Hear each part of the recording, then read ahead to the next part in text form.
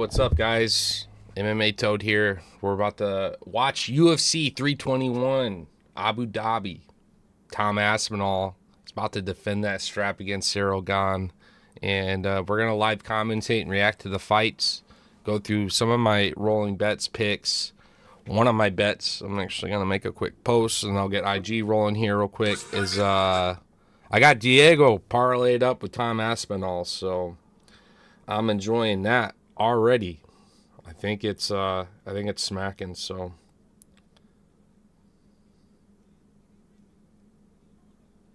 start over. I don't want a story on this one.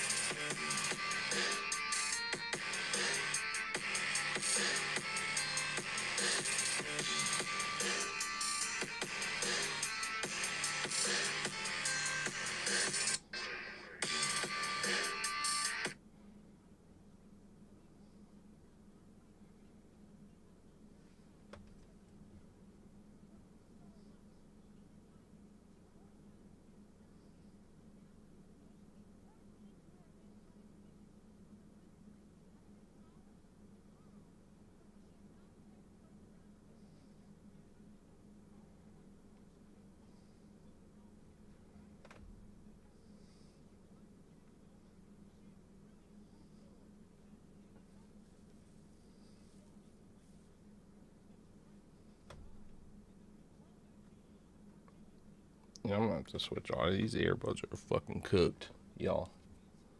These earbuds are fucking cooked, y'all. One of these pulled up. There we go. Get the chats rolling. Clutch Attitude was the MVP last stream, so that was sweet.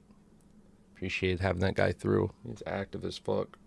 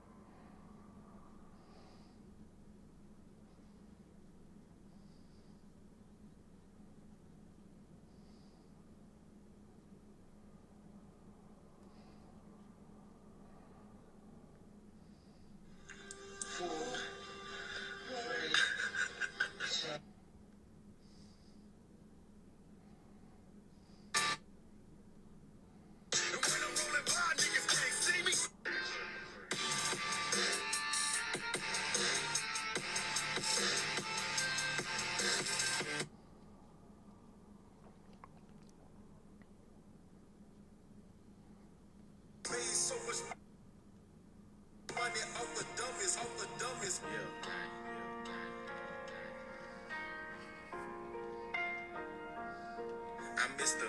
Body Catcher, Slaughter Gang Soul Snatcher. Ain't no regular F-150, this a fucking rapper. No capper, street nigga, not a rapper. Chopper hit him and he turned into a booty clapper. Smith and Wesson, a 4L gang reppin'. We done baptized more niggas than a damn reverend. Kappa Alpha, me and my gang, we do all the stepping. So much money. I'm going to get the IG stream rolling now. Appreciate you guys hanging in there. They're calling out the fighters now. We'll be live here very, very soon. Mizuki don't even look like she's going to be much in the UFC much longer, man. I'm telling you right now. I guess if it wasn't such a high prop, I would put something on Jack Warren. The thing is, I don't know if she's going to hit this fucking submission. Mizuki's at least got good grappling, but maybe I will sprinkle and fight to end by submission. Respected on both sides. I just can't imagine it's going to pay much, so I didn't even bother looking into it. So, yeah, she's since in the last half hour spiked from a 400 to a 490 favorite. Everybody knows. Yeah. Jacqueline by submission, plus 130. Mizuki to get it done, plus 1,600, and she's the dog. That's fucking wild. That's actually worth just a very, very, very small sprinkle. I fucking get so stupid with these props. But, dude, plus 1,600 when all Mizuki's really ever had was her grappling in her back pocket. But the fight shouldn't go to Mizuki in most cases here. So, yeah. How will the fight end? By submission plus money is crazy. That's what I will bet on. It will be respected on both sides. Almost the same prop. Now, decision is very likely here, too. It's really between those two things. If I see a knockout in this first fight, I'll truly be amazed. And points is plus money, too. So, yeah.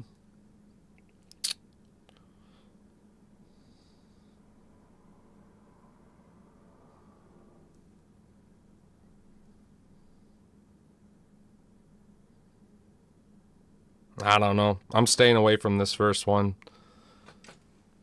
Women's MMA, you never know. First fight on the card. Sometimes they show up, sometimes they don't. I'm going to get the live stream going on IG and let's cook. Let's fucking do it.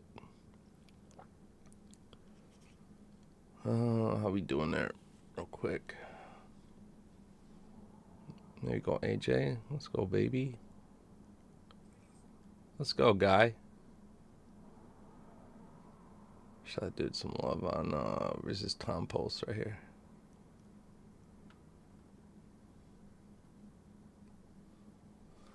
Fucking keyboard. Oh shit, I almost spilt that. That would have been bad. Let's get this keyboard rolling right here, baby.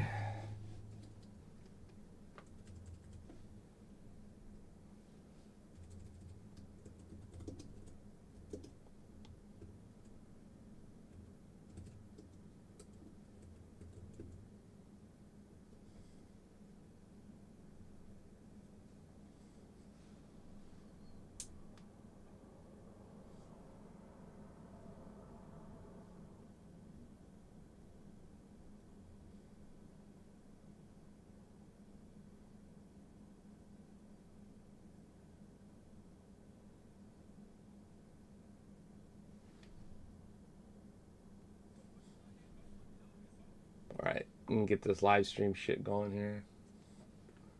What the fuck is this?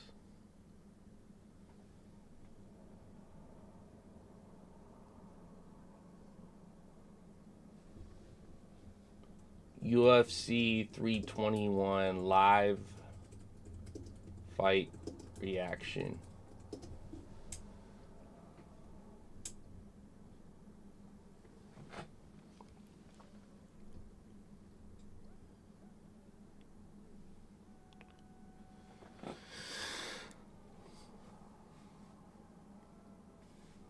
All right, guys, UFC 321, got red corner over here, YouTube, Twitch, blue corner over here on IG. Appreciate you guys tuning in. I love this shit. I geek the fuck out, especially if I got money. You guys know I'll be going extra crazy on a finish or something big. Current parlay rolling between Diego Lopez and Tom Aspinall. I think that one's pretty damn safe. I think Tom's the truth. Gane ain't never fought anybody as quick as Tom. I mean, John Jones was able to come out and get a takedown. What do you think Tom's going to be able to do? All the improvements, all the level ups, we're going to see it here. And he can take a good shot. I don't think Gane would have been able to eat that same shot from Sergey the way that Tom did, based on the fact that he had a death touch. No one wanted to fight that guy. And if Taito Ivasa can hurt fucking Ciryl Gane, I'm more than confident Tom can tag him up. And it won't be just a one piece from Tom. He's real quick. He explodes in, and it's typically a two piece in a soda. So I'm ready for that one. Hope you guys are ready too. Kicking things off with the bitches. Amorim, maybe she gets a submission here. Mizuki looked like she just had a baby. I don't know what's going on in her face. She just looks like swelled. She don't look like the same bitch, but it's also been so long for her that I don't even know what the fuck to expect. So here we go. And we're off to a great start. Dan Mergliana isn't the official of this fight, so that's off to a great start in my book. But yeah, I'm going to pull up live props here. I like the ESPN live fight tab because they actually update it. So I'm going to pull up the live stats for the stream over on Twitch and YouTube. If you guys want to see that, you'll get it here in just a moment. Audio's fucking bugging too.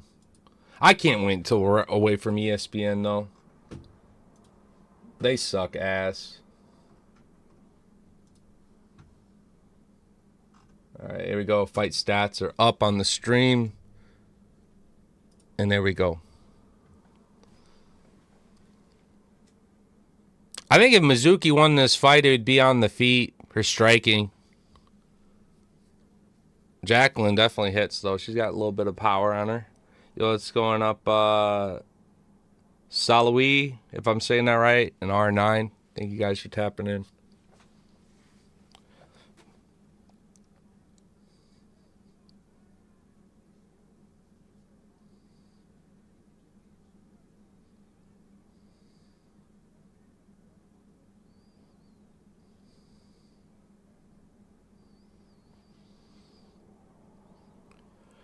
I got a Mizuki Topps finest rookie out of 25 auto for like $15. So I hope she wins. I hope she, but she ain't. I don't expect her to. I'm looking at the pros and cons of getting a pick wrong here. If it did happen, I don't know how much longer she's got in UFC though.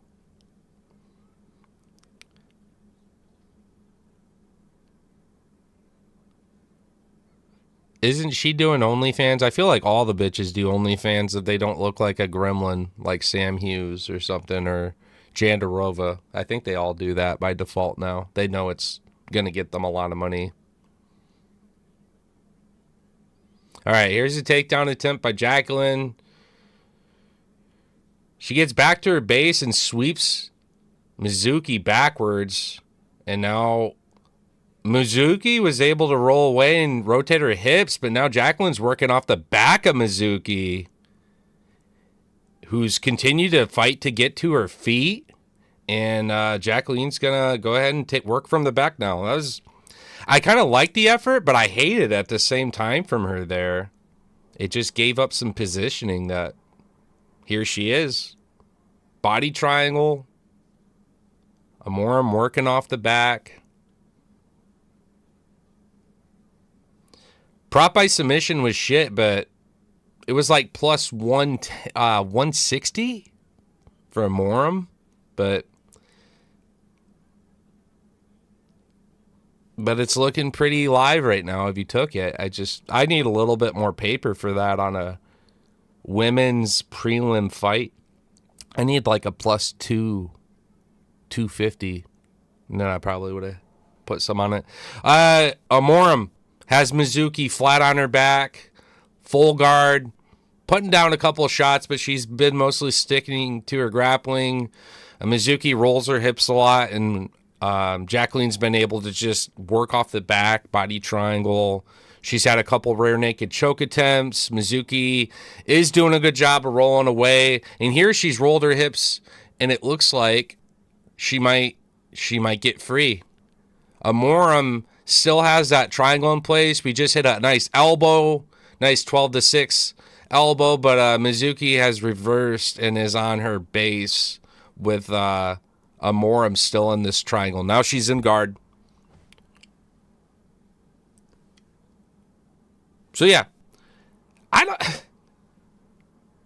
Anik's sucking Mizuki's dick somehow. She's been getting dominated this entire first 4 minutes, and John had the audacity to say that Mizuki's done her homework. I don't see it. She hadn't done shit. Now, if the judges give this first round to Mizuki just based on being top control, I'd be kind of upset. You're discrediting the 3 takedowns.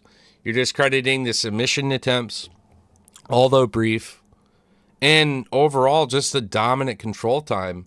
We're comparing 1 minute to 4. So unless Mizuki starts landing some elbows and we get some blood and some fucking violence in this fight, I got Jacqueline winning that first round.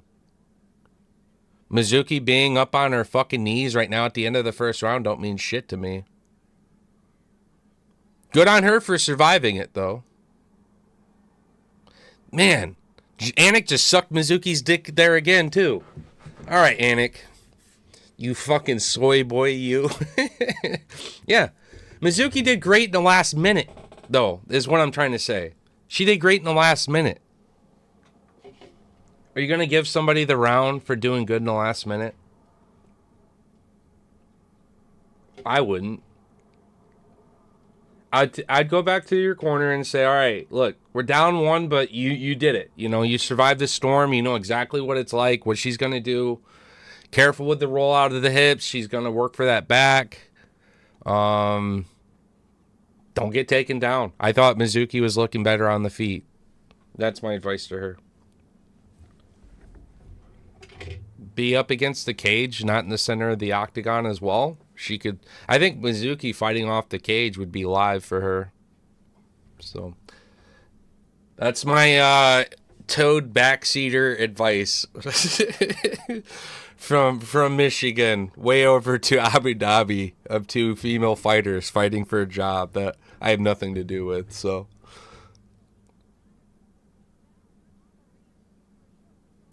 man, they were sucking Mizuki's dick there at the end too. All right. What's the live props, just in case? I need to check this. Anytime I feel like a bias of dick sucking, I always like to check the props a little bit, too. Mizuki's the favorite to win. I don't agree with this. Like, she's negative right now. Okay. I'm putting a little on Jackie, then.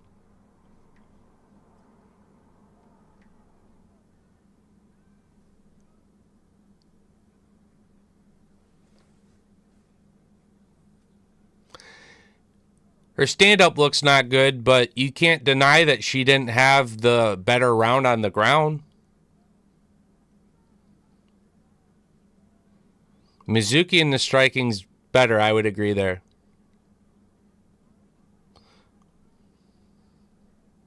So right there, Jacqueline actually had a great left hand, and then she went to hit a knee, but she was out of range with it. But it definitely hit Mizuki good there.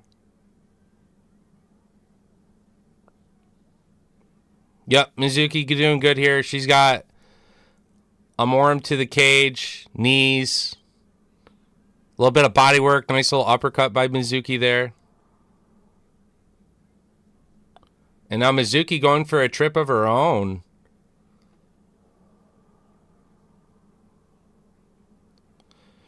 We got Mizuki by submission at plus 1,600 prop because I thought the prop was very disrespectful. So I'd love to see her get it. Amorim's trying to go for like her calf or trying to go for like a calf slicer. Knee bar.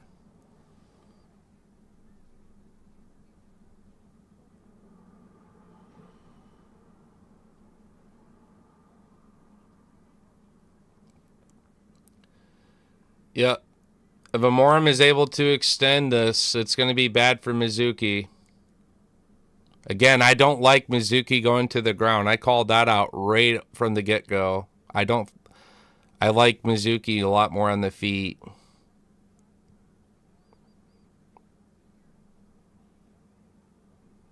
She's still cranking at this leg of Mizuki. I don't know if she'll get it. Let's see.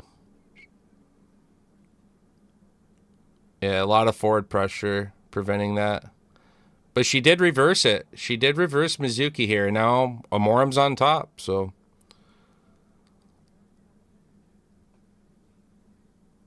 See, I'd like to see Amorim be more aggressive with her fucking like elbows and her ground and pound instead of just chasing submissions when she's to the ground there.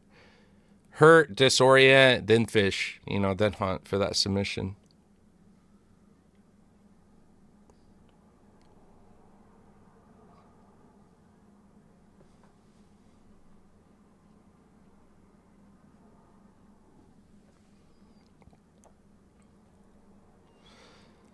Good MMA props for women's MMA or these later finishes, like second, third round also. You don't really see a lot of first round finishes. Really depends how big their dick is. Like Kayla Harrison, she's a first round finisher all day, but you know what I mean. So Mizuki doing much better in the second round. Looked better at the end of the first, but I still would give her the full round. So this round's definitely going to go to Mizuki. In my mind, I got it 1-1. We'll see. Mizuki hitting some elbows here at the end, too. Nice.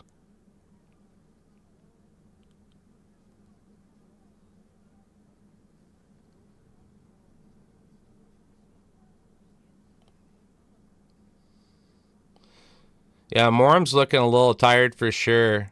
She went for that knee bar. It didn't work out for her the best.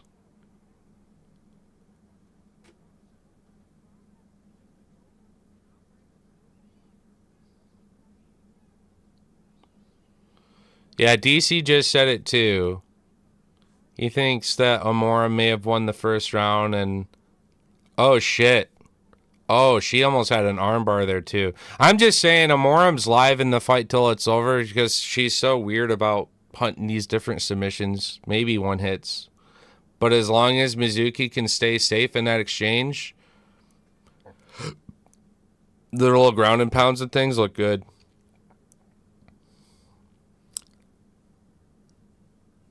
You got to account for damage. So that definitely goes to Mizuki too. Yep. 1-1, but Mizuki should be winning this fight.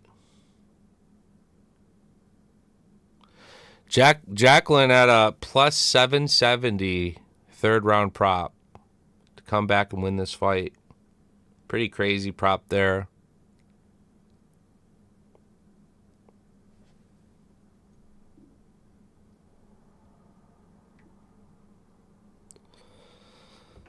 It's actually crazy. Now, going into this fight, she was like a 4.5 to 1 favorite. So Mizuki was a plus 380. Sometimes, if you go in on those like dogs like that, you can play both sides of the coin with the live props and guarantee you make some money, which I like to do sometimes. I didn't really give a fuck about this one though. Yeah. Last card, everyone got wrong, though, Jesus, so I wouldn't really take that to heart too much, man. Like, show me somebody who did 90% plus picks last week, and I'll compare their other week's picks, and I'll guarantee you they're not sharp. They're maybe just lucky that week.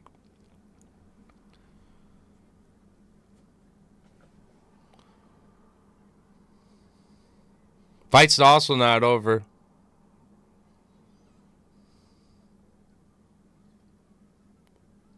She definitely tired, lost her steam. So it's gonna be a problem. The Mizuki, she's definitely got a lot more speed rolling here. I don't like these slow, lazy knees by Amorim either. They don't even connect. There you go. Mizuki just dropped a Morum there. She went for a shit knee of her own. And then Mizuki countered with a nice knee and a quick little flurry that dropped a Morum. Yeah. Like, people are posting right now on threads and shit. Some people have it, 1919. People saying that it's 2-0 Mizuki, I don't know. Go back, watch the first round. She literally didn't do shit until the last minute. And you can't say that Jacqueline wasn't, because she was. She threatened different submission angles, takedowns, control time. I just need Tom Aspinall to win, and I'm pretty happy with that. And I'm not worried about that fight. That's how much I believe in that guy being exactly the best, so.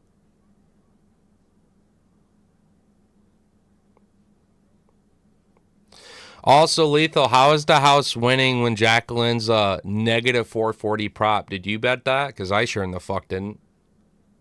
That prop is terrible. Who would bet negative 400 anything unless, like, it's Tom Aspinall? And even then, you're, like, parlaying that prop, I hope.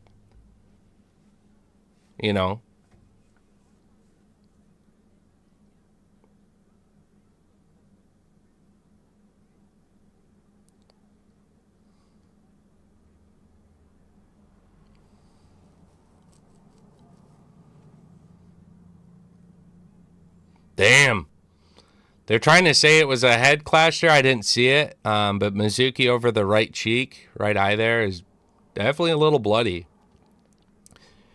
Over 2.5 rounds, nice there. If you took fight to end by decision, it's plus like 103. If you were indifferent of who would win, I think that was a good prop too. Yeah. Well, rightfully so, right? Mizuki, one of the biggest dogs on the card, but she's been very inactive, right? And typically, that's a lot of rust to break off, and Morum's been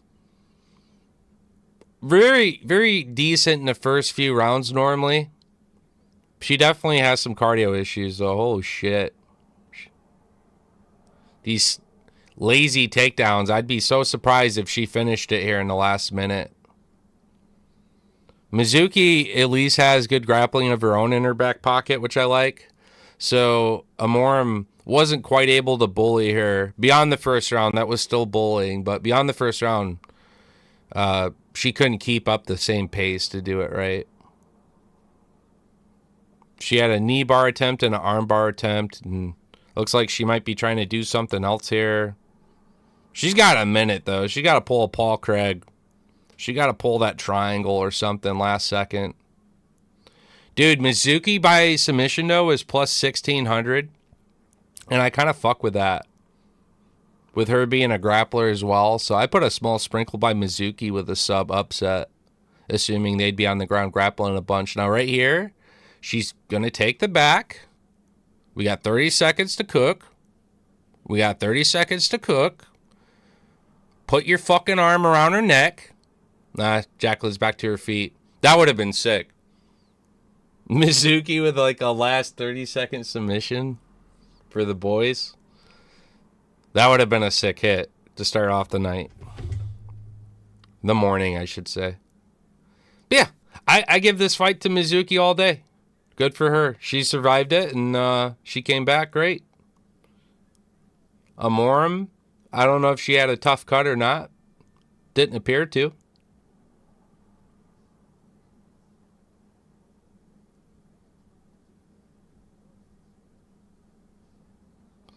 Yeah, that was nice. For that knee right there was money.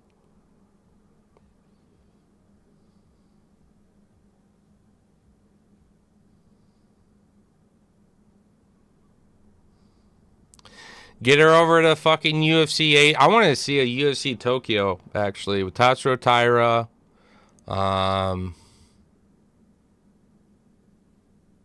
All the other ones over there. That'd be great. UFC Tokyo. Oh, Kai Asakura. Mizuki. Yuri. He counts. I'd like to see a UFC Tokyo. That'd be fucking dope. See all my fucking ninjas show up. Get Peyton Talbot on there, all the weebs. Fucking Josh Quinlan, he's cut, but he's Korean. You know, get everybody over there. Get the Mountain Tiger over there. Little hop, skip, and a jump.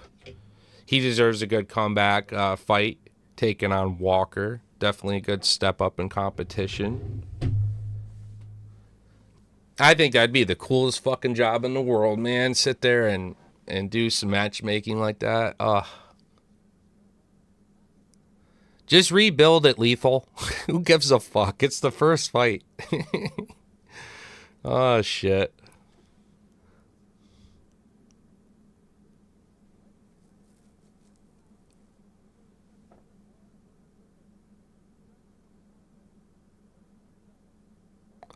It's cool listening to you, but I'd rather watch it myself. Jesus, that's not what this is about, brother. Please go enjoy the fights. I'm doing this for me. I'm not doing this for you. So go enjoy the fights, brother. You tap in whenever you want. I didn't send an invite asking you to come. That's not what this is about. Go watch it. I'm serious. It goes for everybody. I don't give a fuck. I'm not sitting here trying to say, come hang out and do this with me. You guys tap in as you want. Talk about the fights with me. We can agree to disagree about scorecards or whatever. That's what that's about. I don't need somebody crying saying, I'm going to go watch the fights. Or can I go watch the fights? That's not what this is about.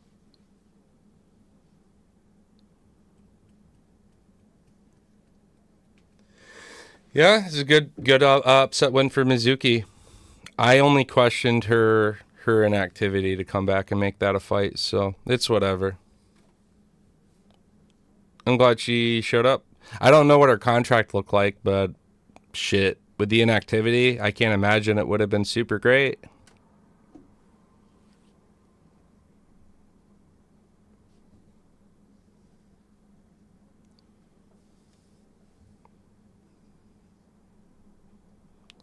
Some people aren't in front of a TV sometimes. Like, I'll get people who will message me and say, hey, who's winning? Or I used to. Hey, how's this fight going? And, this and that. This is just a way of just chilling out, enjoying it. Reacting for myself just to crazy finishes and moments,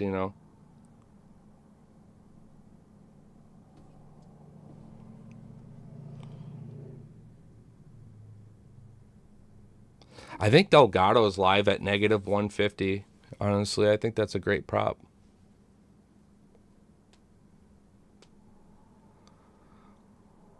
Five parlay. Damn. You're very invested in all these long shots, Lethal.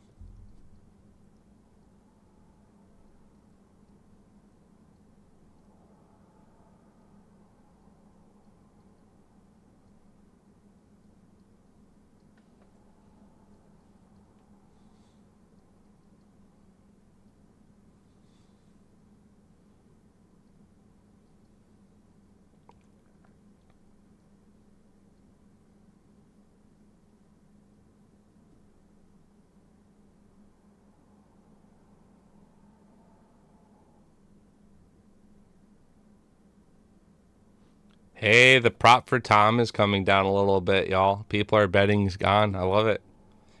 He went from a -440 down to a -370. I like that.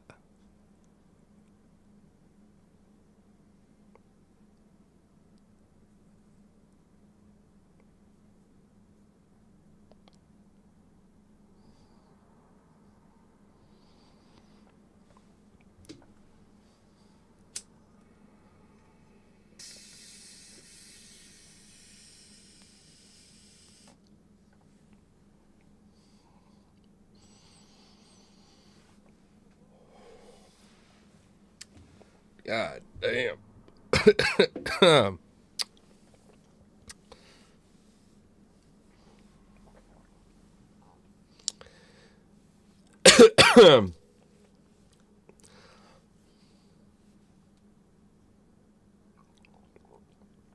Wait, did I just miss Mizuki getting her hand raised there and shit? Okay.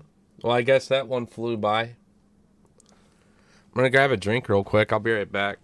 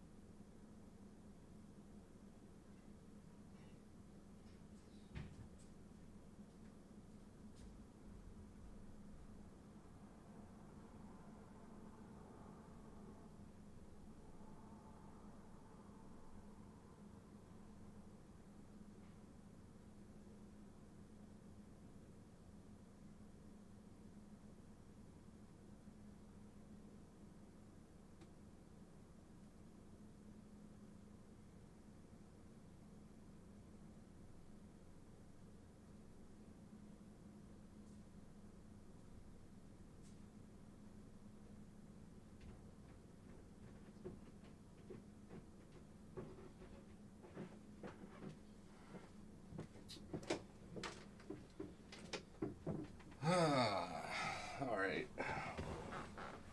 We're back. I had to get some juice.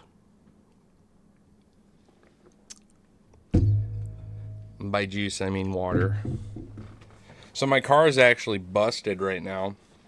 I'm in the process of looking at something different, and I ain't grocery shopping because of that shit. You know what I'm saying? So we're just chilling.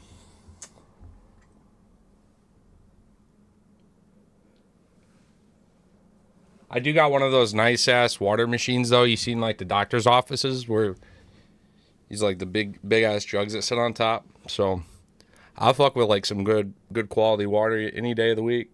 It's just me though. Yo, what's going on, Flex? How you doing, bro?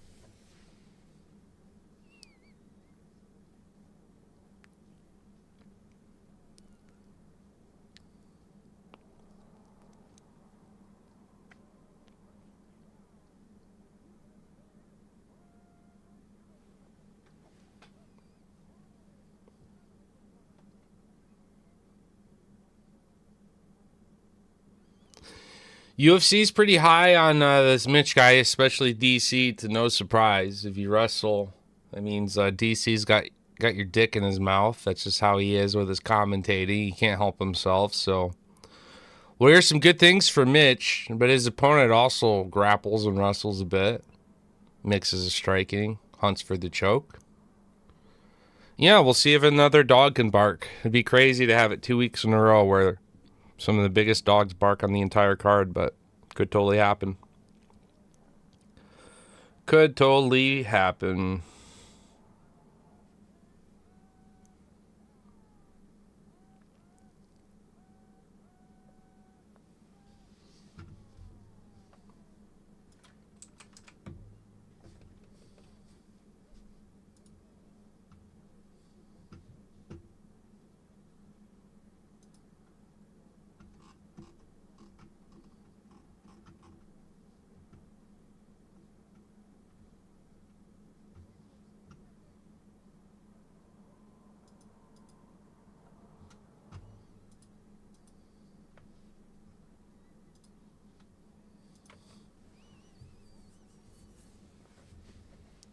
Raposa opening up with a big right hand.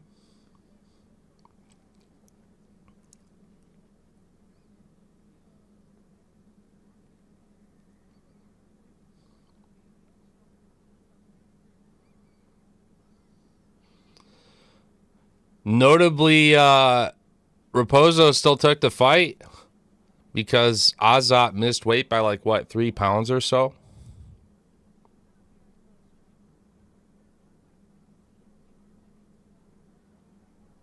You invested $250, see what you walk out with. All right.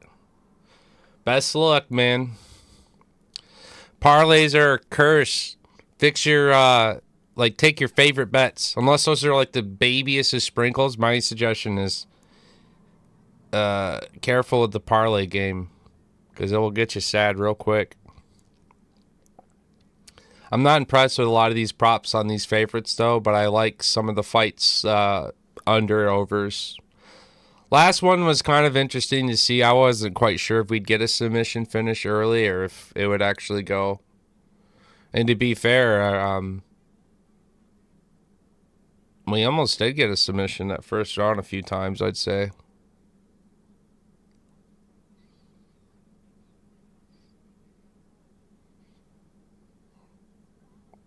Azat's was fucking huge. So I worry about the fight more so on the feet. I want to see Raposo take down and use some of that wrestling. Yep, Maxim just hits a nice leg kick on Raposo there, so...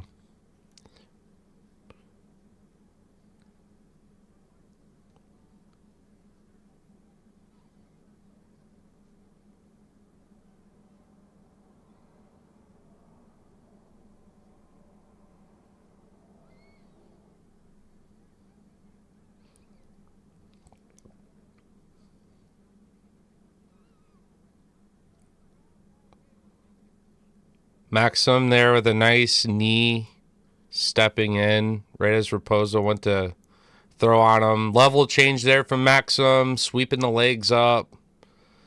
And that's a big moment for Maxim, as Raposo was actually looking better on the feet, more volume at least.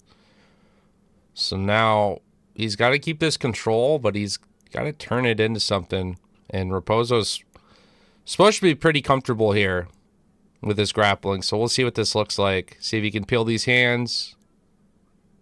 Corner of the octagon, could turn and peel away. We'll see.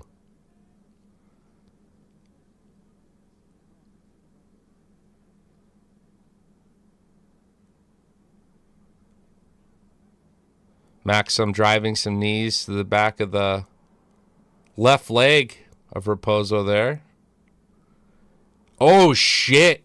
Maxim with a suplex. And Raposo was back to his feet right away. But totally fucking lifted him and twisted him. That was sick.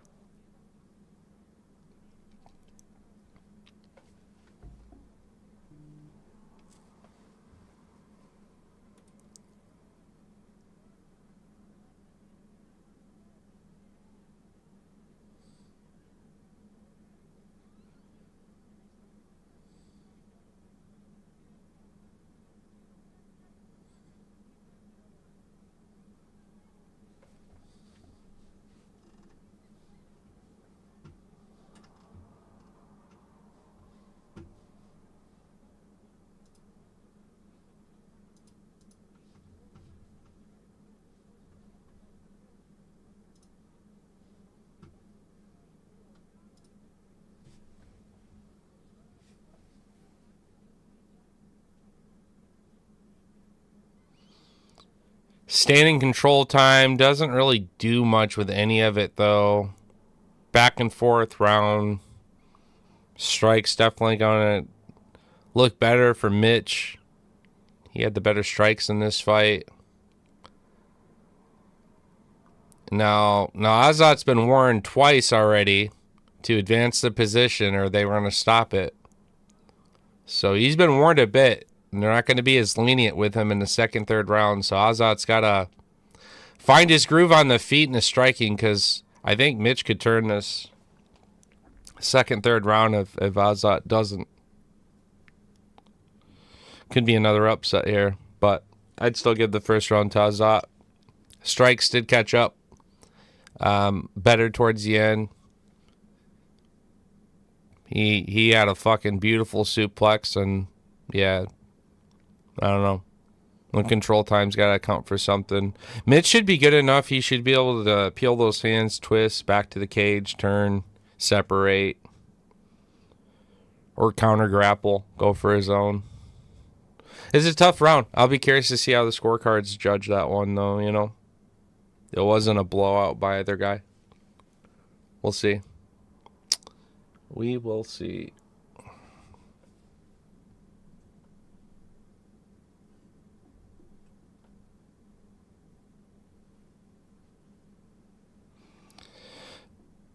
FanDuel says that it's currently a live fight between Ludovic Klein and Rubeski. Oh, FanDuel.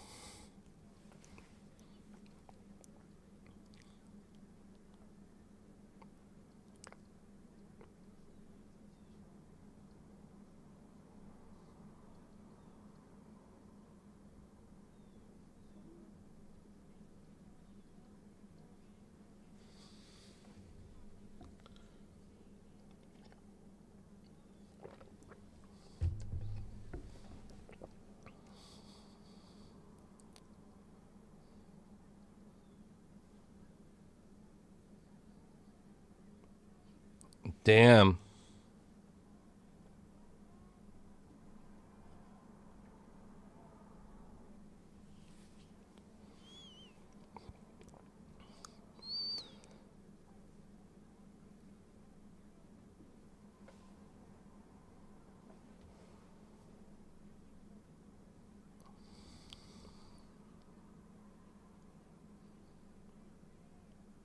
Damn. Raposo's throwing hard with his right hand.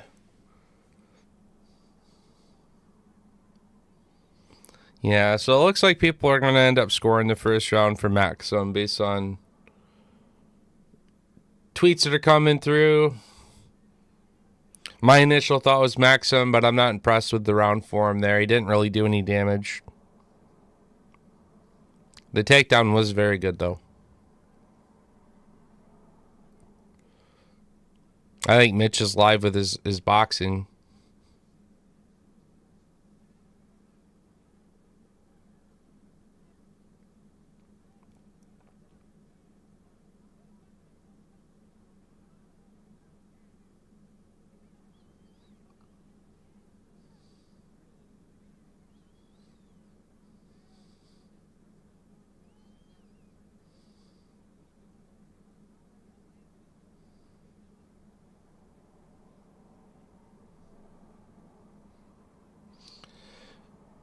Maxim goes to exchange on Mitch. He immediately ducks that shit, rips to the body, and misses the second shot, followed up top. But he's still throwing that right hand over the top. Very looping.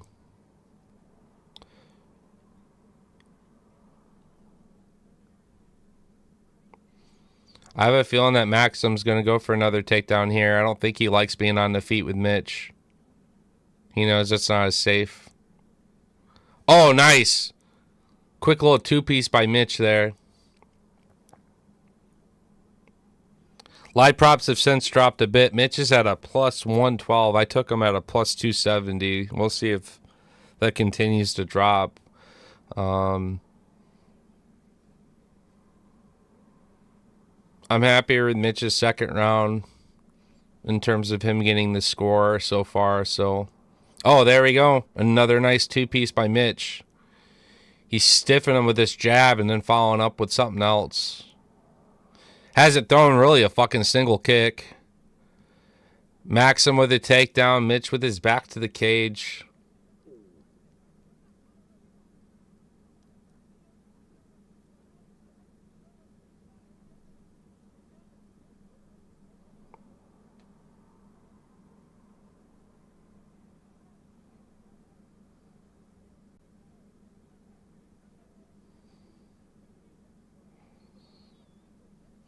Yeah, Mitch is back to his feet. There we go.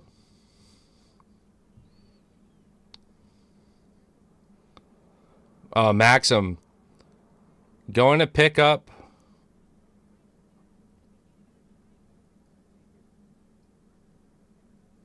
Maxim with 2 takedowns, but he's not putting out any damage. So it's really going to come down to...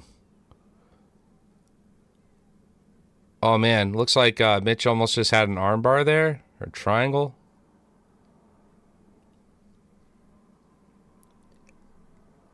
So we're really comparing 2 takedowns from Maxim, in which Mitch was able to get up to his feet twice, or the boxing and striking throughout the round, which has put him at a 37-15 differential in striking.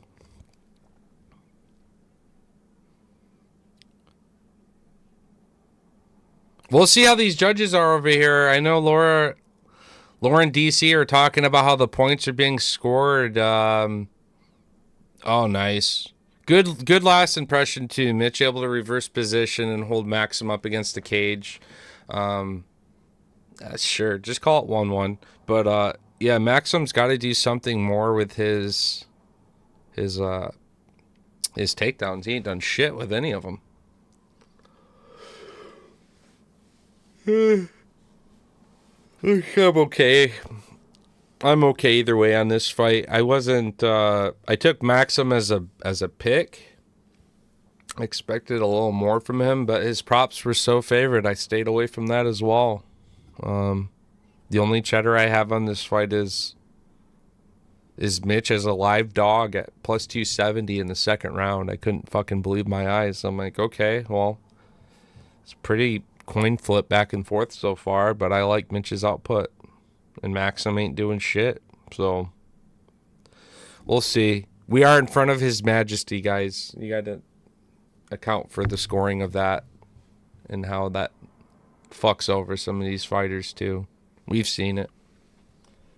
Poor Carlos Leal, I think, got fucked over the worst I've seen in recent over there.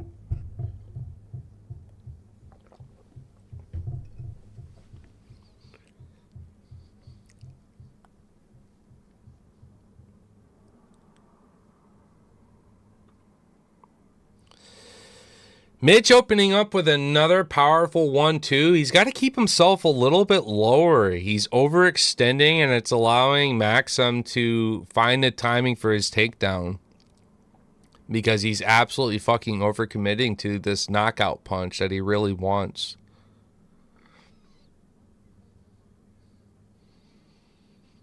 So Maxim kicks things off with a quick little scramble. He's still accumulating live odds.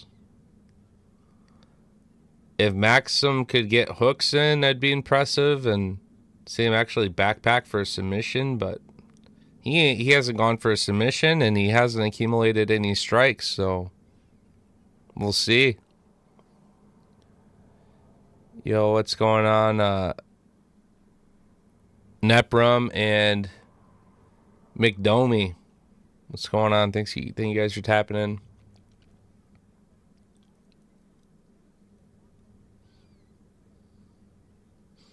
Did you rebuild your village, Lethal? Do you need Maxim on this? I'm hoping Raposo pulls the upset.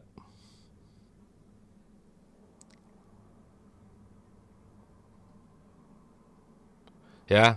Mitch just broke away from Maximum again. I think he knows he needs to turn it up with these last 3 minutes and solidify the round to potentially win the fight, right? I think some people got it 1-1. and I like Mitch's boxing a lot more than Azat's. Another nice combination by Mitch. Maxim's so tall and rangy, but he don't use his kicks to prod. He doesn't chop for low kicks. He just misses a kick, as I said that. He hasn't really tried throwing it much. And I think it's because he's been so committed on this takedown. And I know they love it over there, but fuck's sakes. You got to have some striking of your own, pal. Mitch is definitely winning that exchange. He's more than double the strikes.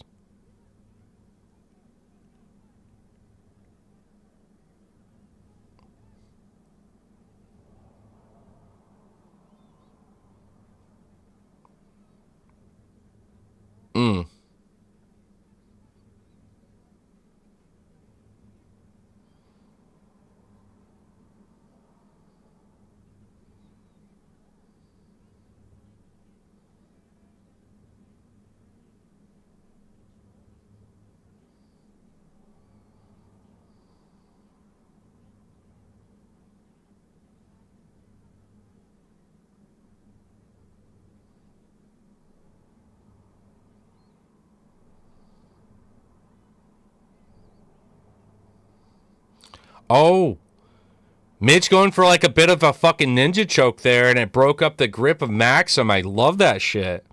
Taken down over and over, trying to grapple, ain't doing shit, putting his neck out there. Mitch was cinching up a little fucking ninja choke. I love that. And now we're back to our feet. Mitch is swinging those 1-2s.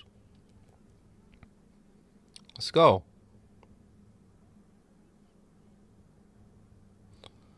There we go. Nice counter grappling there by Mitch with the takedown. Oh, he's grabbing the cage. Fuck that shit. Take a point. Take a point. Take a point. Fuck that shit. Take a point. Take a point. Fuck that shit. That was bad. No warnings. It's the end of the fight. Yes. Yes. Azat's losing this fight. He just fucked himself. Grabbing the fucking cage. Go back to the position. The resetting? Okay. I guess you took a point reset it. But God, go back to that position, man. We were about to get a finish.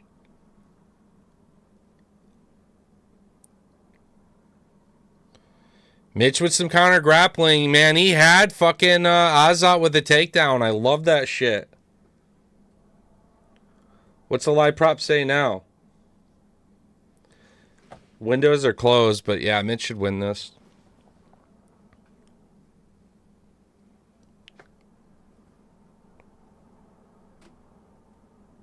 "17 seconds. Azat had not done shit. No damage, no submissions, just takedowns. And every time Mitch got back to his feet. But yeah, that point deduction, combined with the fact I do think that Mitch was winning the third and second round, it's over. Give it to my boy Mitch pulling the upset. 2 in a row, big dogs barking. Let's see. Let's see how it scores. Thank God he gave a fucking point deduction. If they were going to stop that exchange with like a minute to go and just warn him in like the most fight altering moment, just about first time Mitch would have top control, full mount, I reckon we almost could have just all finished. Real talk. I think we were just fucked out of a finish.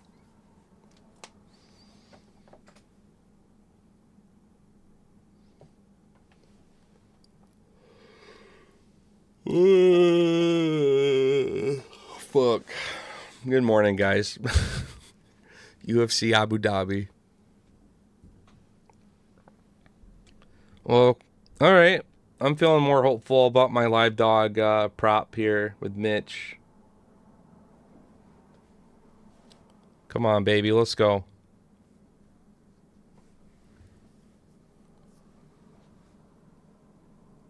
Live odds have Raposo at negative 6,500.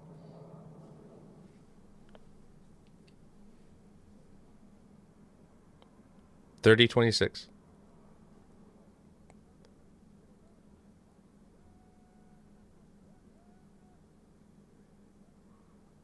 Nice. He won it. Good shit. Took that live dog all day. It was at 270. It gave it to me at plus 225, but I do not care. That is... It's money.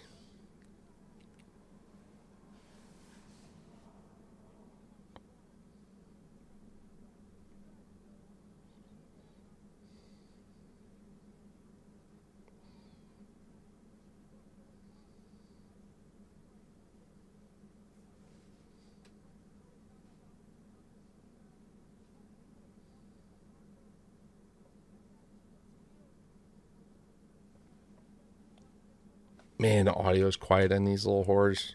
I need some new earbuds, apparently.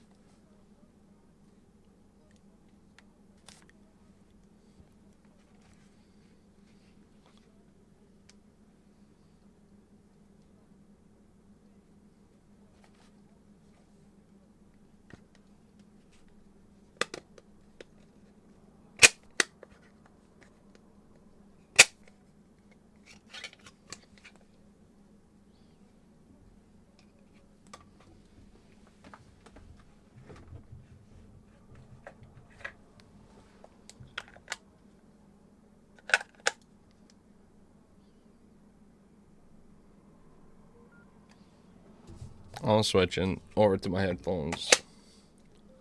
Could have been the recent upgrade to Windows 11. I'll have to look into my microphone software that is actually hooking up my heads or my earbuds. That could probably be it. Missed part of that post-fight speech, but I can only imagine DC loving the. Oh yeah, it's loud now. Turn that shit down. There we go. Way better. Way better. All right. These bitches are done. Put them over here. All right. Big upset by Mitch.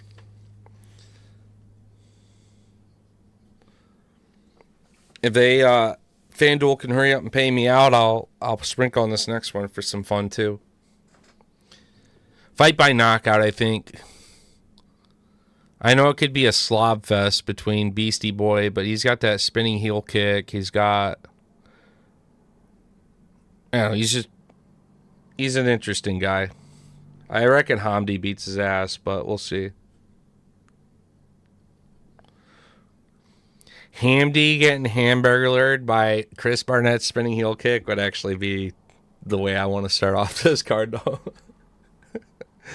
I don't care about picks. I want moments. I want memories.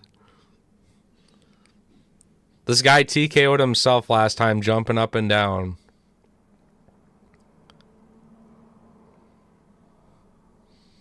He didn't learn shit from that last thing. He's coming out dancing, moving all around. Gonna lose his cardio before the fight starts. This guy's fucking retarded. Chris Barnett hasn't learned shit. He's the same fucking retard I saw blow out his knees jumping up and down.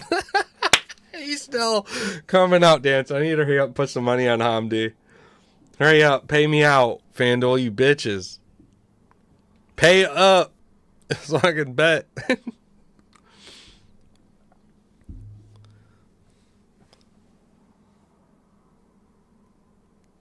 This fucking guy.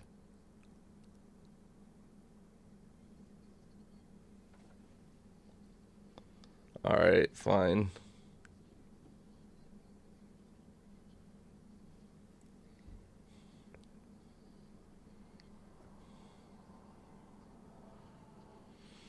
Yeah, see, Hamdi's another one of these negative 430 favorites. Chris is like a plus 340 dog.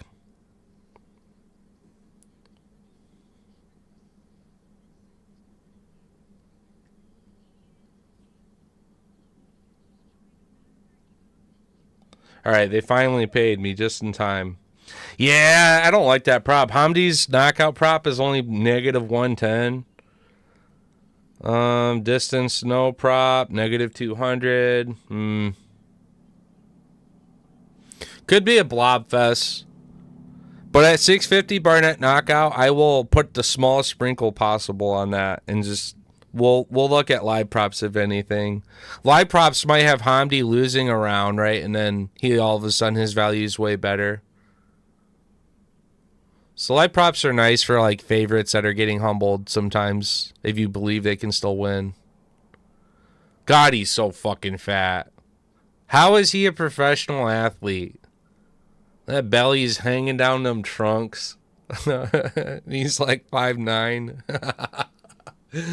Oh, I love the UFC where they find these creatures to come fill in for the heavyweight division, knowing that Tom Aspinall awaits everybody at the top.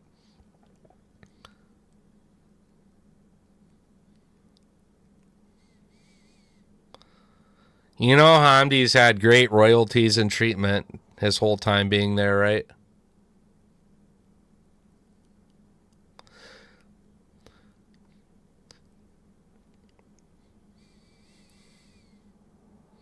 Not a lot of Middle Eastern fighters, and there's not a lot of good ones, so they're absolutely going to spaz out on the first opportunity they get to cheer on a fighter of theirs.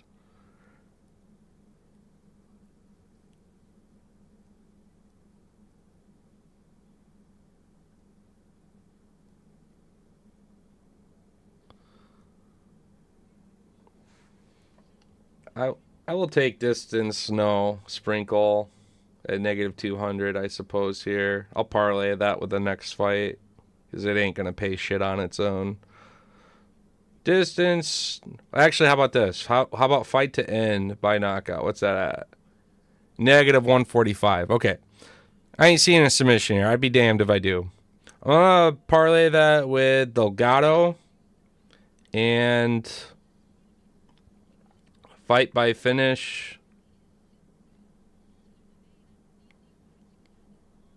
Right there. Boom. I like this a lot. Put, yeah,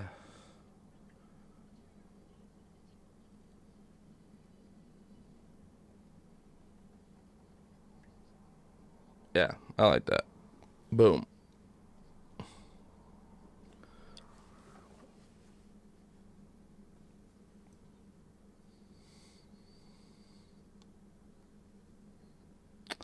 I got Delgado winning the next fight. I like his prop a lot.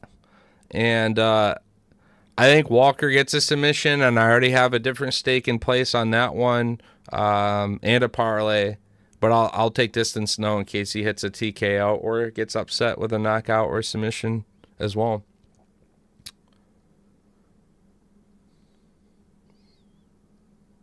Oh, he's doing the spirit bomb. Jump up and down, Chris. What the fuck are you doing, dog? You ain't getting them legs loosened up like last time. How come you ain't jumping up and down anymore? Did he learn? He's breathing heavy as fuck too, all the dancing and fucking off. Look how calm the Hamburglar is. Humpty fucking Dumpty.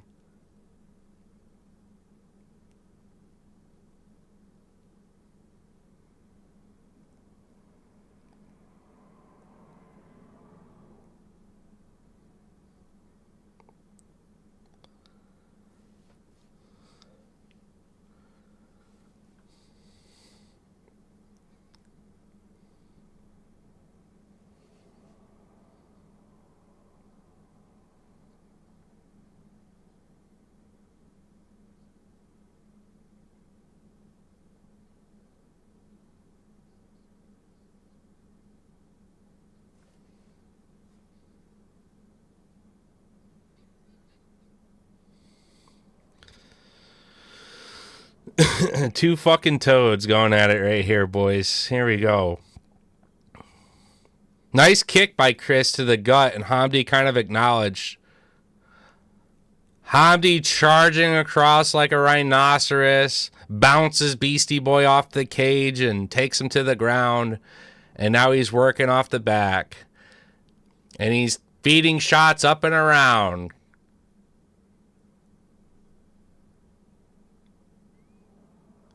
He's cornering Chris with some fucking ground and pound. And Chris is just curled up into a ball. He ain't doing shit. The hammer. Chris is trying to grab the cage.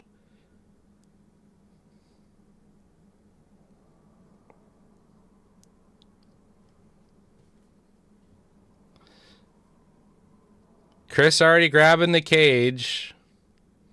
Hamdi's still able to keep position and control here. And he's feeding some big clubbing shots around the side. Chris is attempting to get to his feet. You know, this is a lot of work on Barnett's fucking knees, his legs. He can hardly lift himself up. So the pressure of Hamdi is immaculate to Barnett's fucking ligaments in that knee after the shit they've gone through.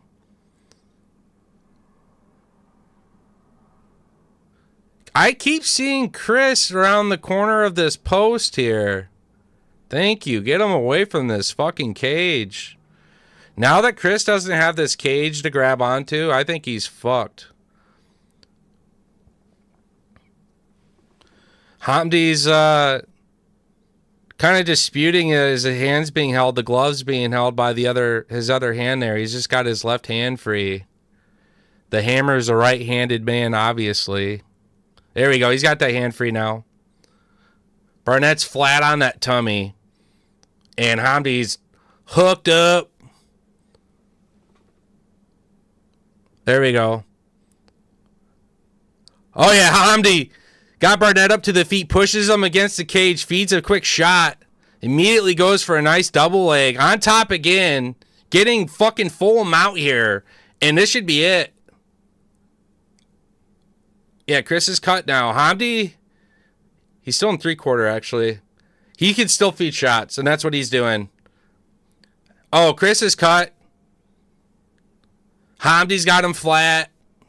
Boom. Hamdi, relax. Setting position.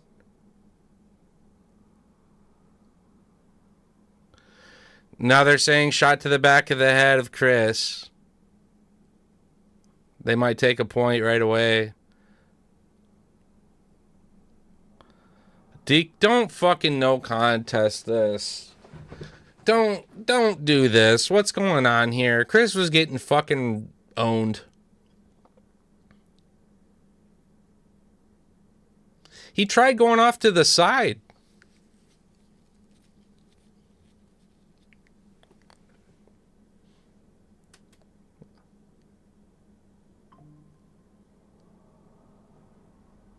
Now he's holding his head, playing into it.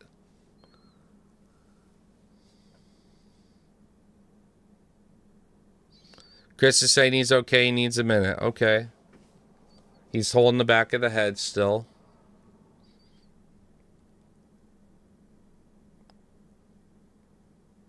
Doc's coming in. Oh, no. Doc's coming in. No, please don't. Give him his 5 minutes and then bring a doc in. Fuck that.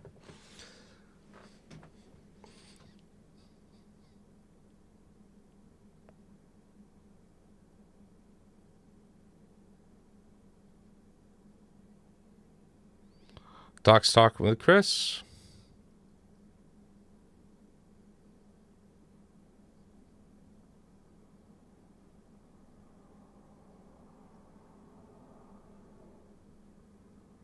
Okay. Chris is saying he's good. All right, respect there. He could have easily said, "I'm not going to continue," and got himself out of a clobbering. Taking a point away from Hamdi. It should even out the round because Hamdi was winning. So, all right, he was warned for a shot back of the head. The elbow came through kind of, even though it started from the side, it did hit towards the back of the head. But Chris was curled up on the ground, flat on his stomach. Hamdi raining down shots. Eventually, one of them did hit. I'd love to see a knockout by Hamdi, though. I think it's live.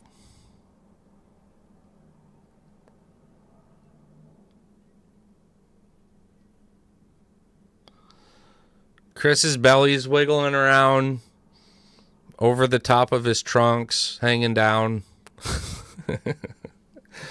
You're missing a lot, man. Peace taker, you're missing it.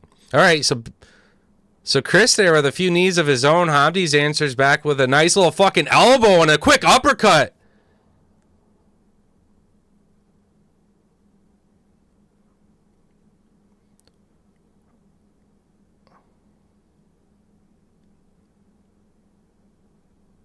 Hamdi's just been charging into Chris and then having moments.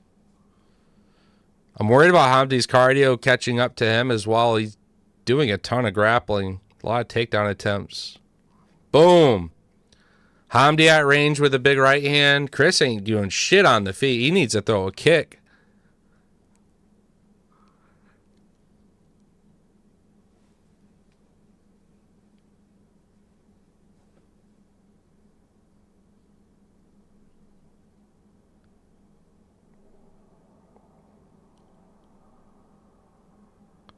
Nice little kick to the belly of Barnett. He did not feel it.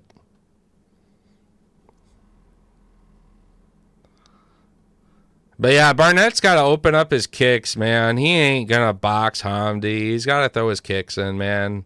It's the only thing that keeps this mutant alive at the heavyweight division. He probably can't throw them kicks anymore after blowing his shit out.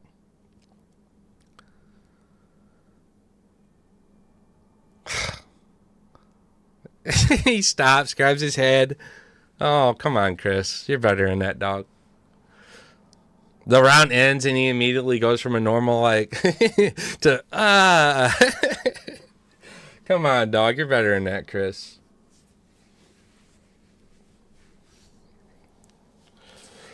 You got a point deducted, so it's even.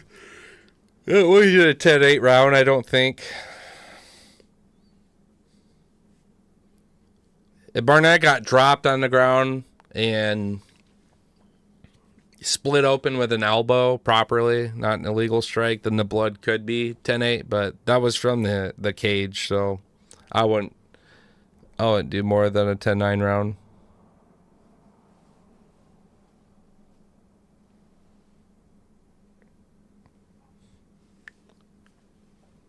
You know what's going on, Luke? What's going on, Coastal? What's going on, UFC analysis? Hope you guys are doing good.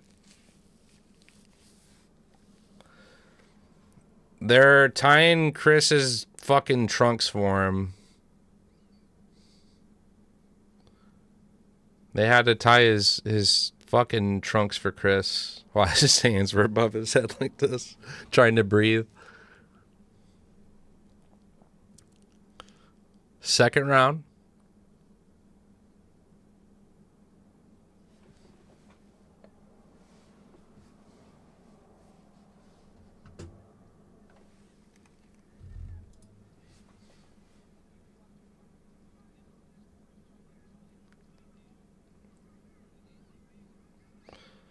And we don't get to see corners because of bullshit intermissions, but Barnett's basically said that his corner, or DC saying Barnett looked like he was going to cry in his corner, and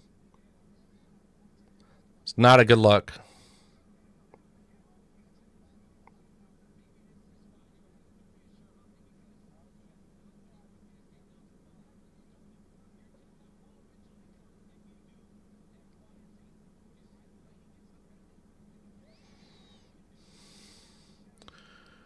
Ripping for the single leg by Hamdi. Disoriented Barnett. Doesn't get it.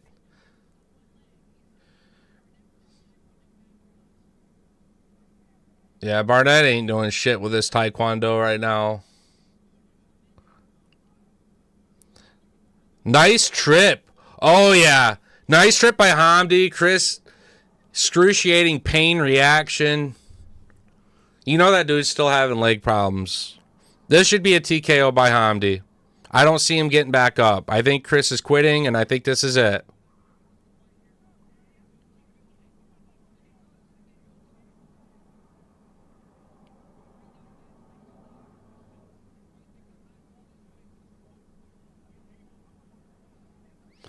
Hamdi with some nice shots, feeding around the guard of Chris as he's getting to his feet, trying to grab the top of the octagon, gets ripped back down. And Hamdi's going to continue to leverage his weight on the back of Chris and just land these shots.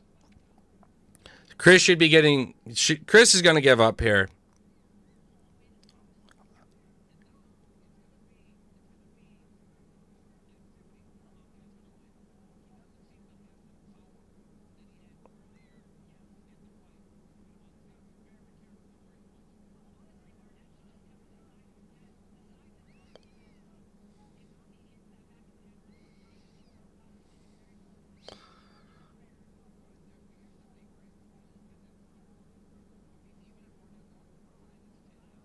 There we go.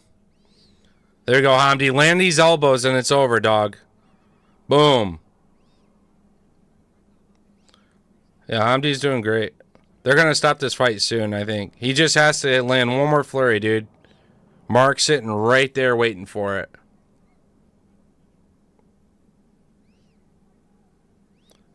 Chris ain't doing shit.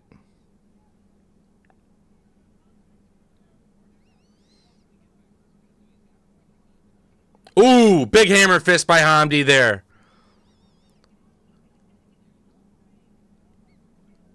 Chris is trying to grab the cage. Hamdi continuing to drag him to these deep waters where he just continues to hammer down some shots. Chris is just moving his head all over the place, hoping that Hamdi hits him in the back of the head one more time. Stops the fight.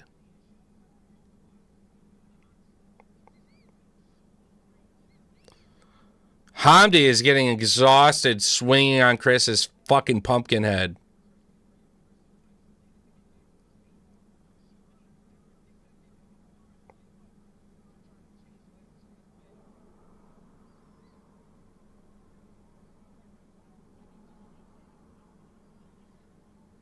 Hamdi's having a hard time striking Chris because all he's had is the back of his head this entire fucking fight.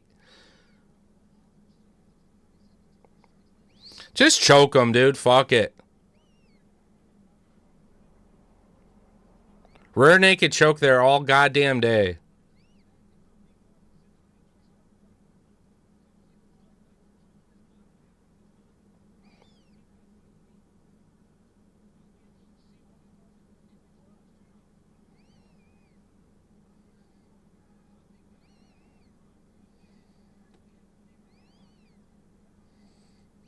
Hamdi, let go of Chris and beat his ass on the feet, dog. He's quit. He's broken. His ass is hanging. Barnett's ass is hanging out of his trunks. The coach tried to tie them bitches up in the end of the second round, or beginning of the second round, but he could not prevent his ass from coming out them pants.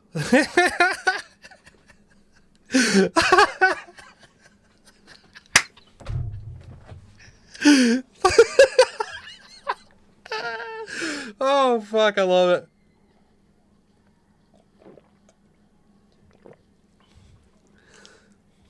Oh, fuck. Knox, I hope you saw that. Barnett's ass hanging out of his pants. Oh, man, that was good. I need to go back.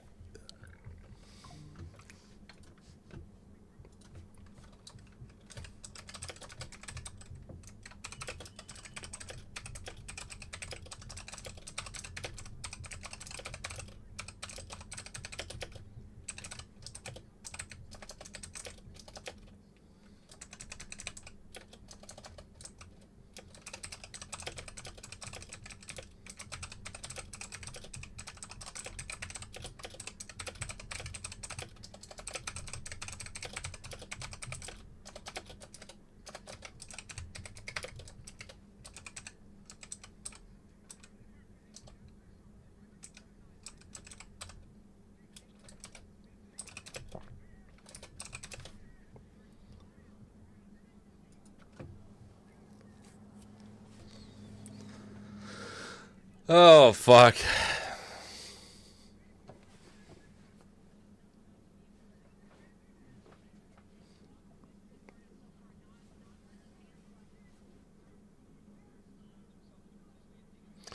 Third round, Hamdi absolutely exhausted. He's landed 105 strikes. Chris has landed 17. And Hamdi's just mustering all of his energy to try to put away the blob. Chris just attempted his first kick since blowing out his knee.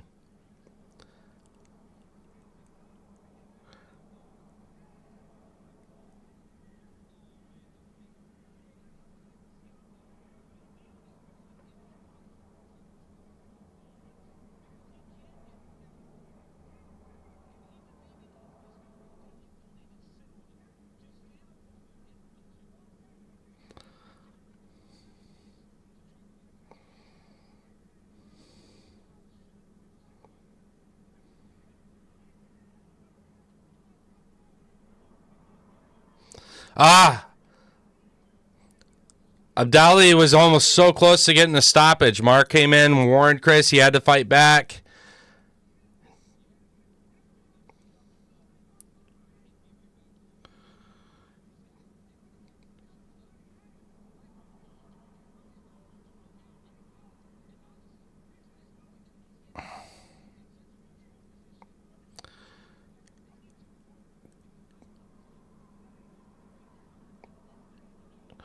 All right. Hamdi's got Chris on his back, but man, he's not able to hold him there. Chris just turns away.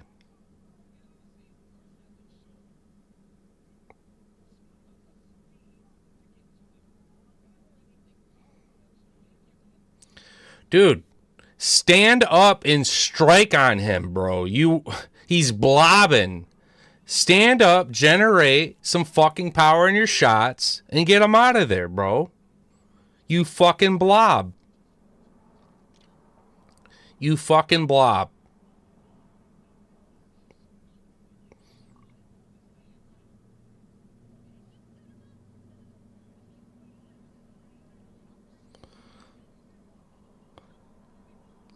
Chris trying to pull up his pants again. Oh my God. 2 minutes left. Fair standage. He keeps going for these fucking blobby takedowns, dog.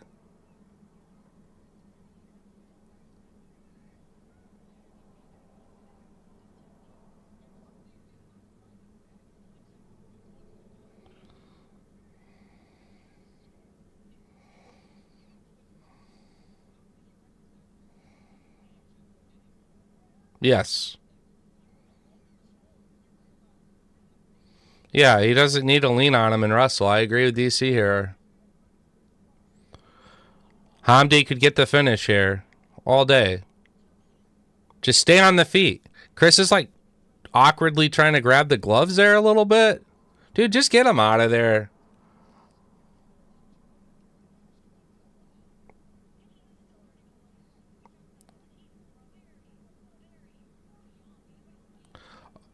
Made Chris do the fucking splits.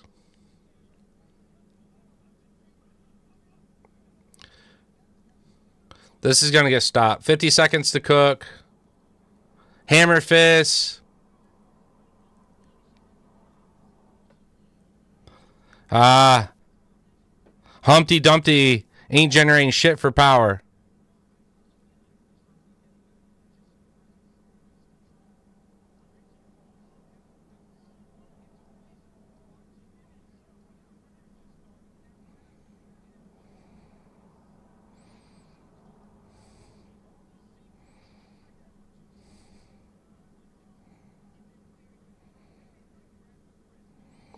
Hamdi can't hit a knockout to save his goddamn life. Holy shit. Is that funny? Fucking blobs. You fat fucking blobs. Oh my God. It's the Oh my God. I love the UFC heavyweight, dog. It's so good. Now watch that and then go watch Tom Aspinall and tell me how they're even in the same shit. You know what I mean? Oh my God, he's so fat. What a turd.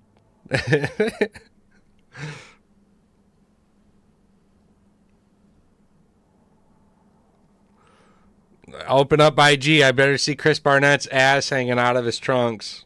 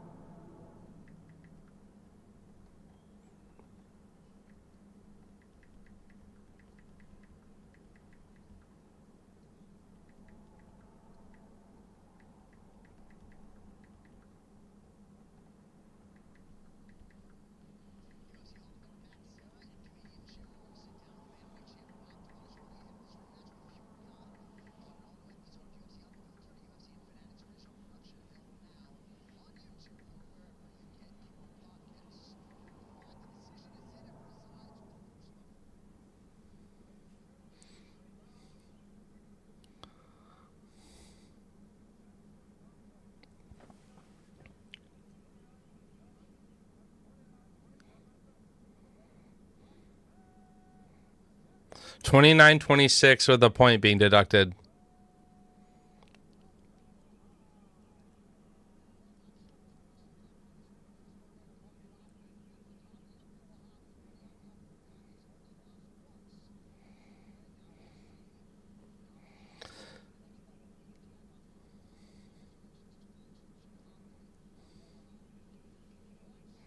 Unreal.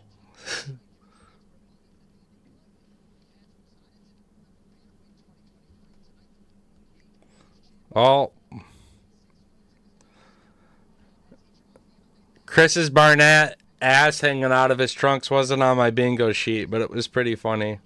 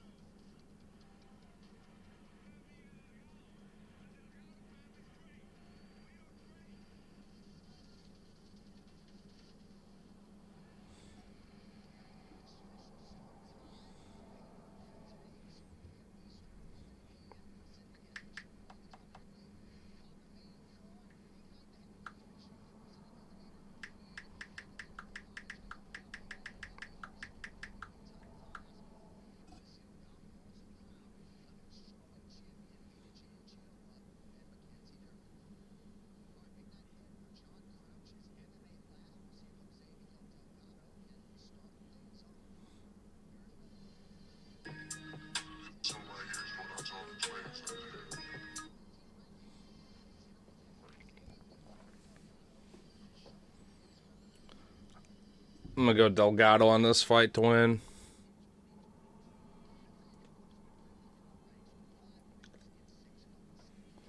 Delgado. Give me Walker by submission. Actually, I take that back. What's the combo? It's got to be good. Yeah, I'll take Walker by submission or knockout. And then I'll do... I think Ikram gets a knockout here, just straight up. Plus 220. I like that.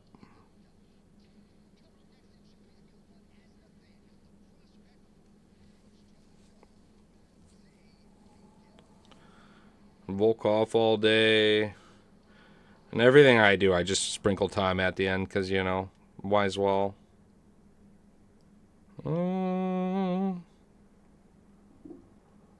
Put this,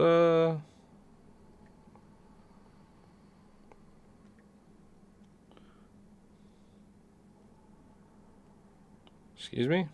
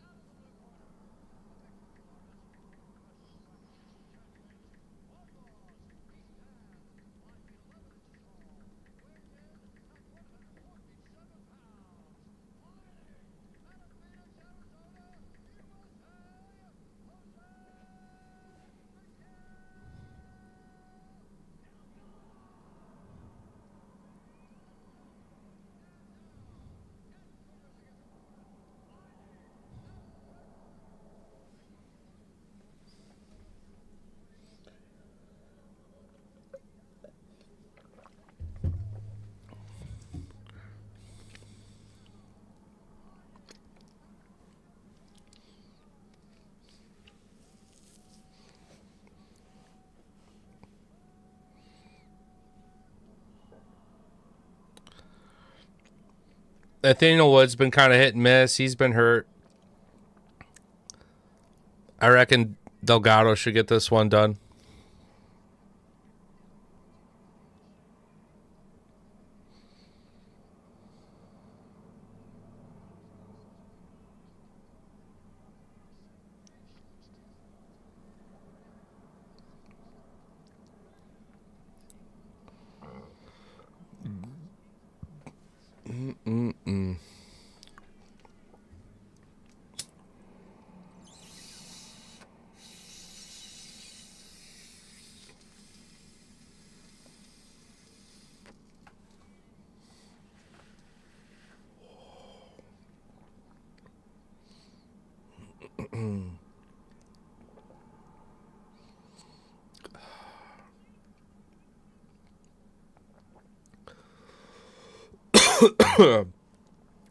Delgado getting warned with the low blow. Accidental kick to the groin. Sucks though. Early warning like that, you hit it again, you probably get a point deducted, you know.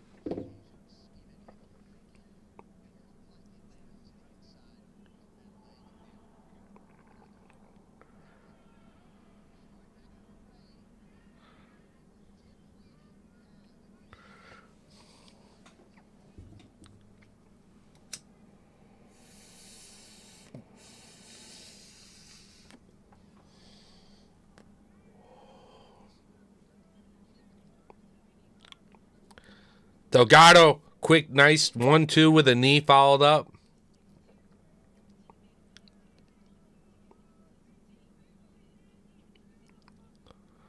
Delgado should be good with the range. Oh, a kick hits on Wood. I swear I had him wobbled. Quick 1-2 combo.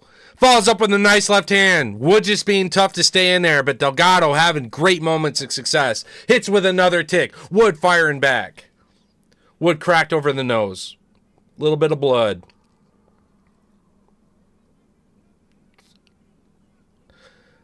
Oh! Delgado misses with a kick and hits a spinning back fist. Drops Nathaniel Wood.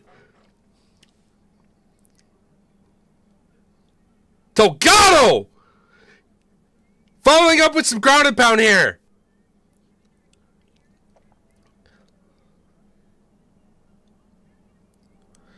Nathaniel Wood is not getting up. I think Delgado's inching for a finish here.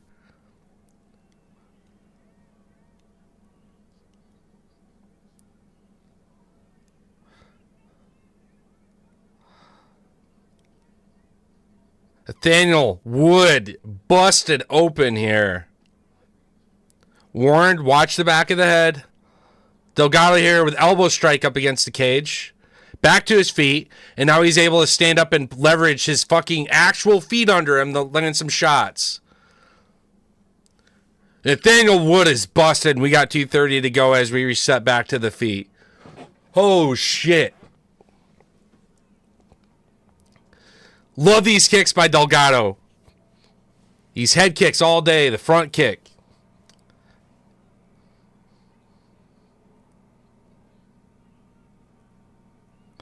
Spinning back fist connects flush.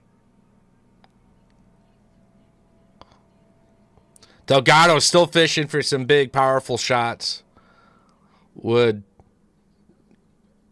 Very defensively sound. Watch his kick.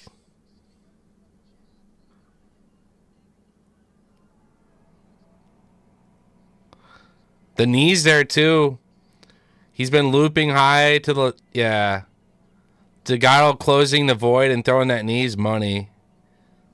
Because Wood's guard's definitely high. Protecting that face. Haven't really seen Delgado go to the body much or the legs. He's just head hunting. There it is. And then Wood answers back with a nice counter punch that drops Delgado, who gets back up to his feet. Connected at first. Delgado looks to recover. Swings back.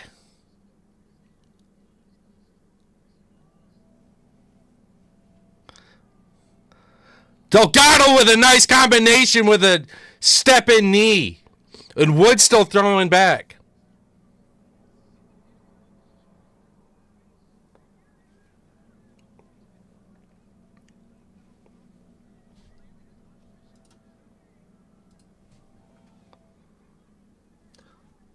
Delgado is ripping to Wood's face right now, guys. Bloody. Now, Woods had some moments of his own, so I don't know if it's quite a 10-8 round, but man, Delgado is very much in the driver's seat in this one.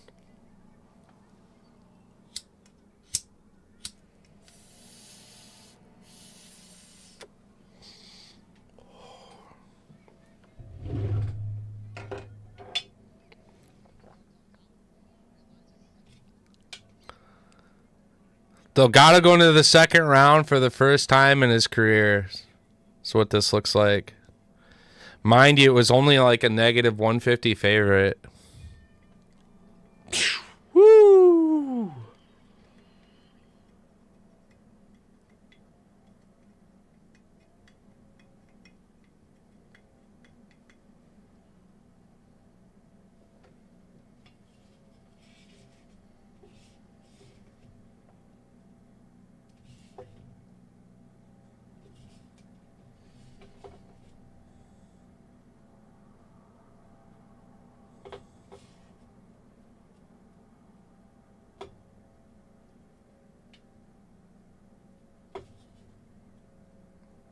All right, y'all.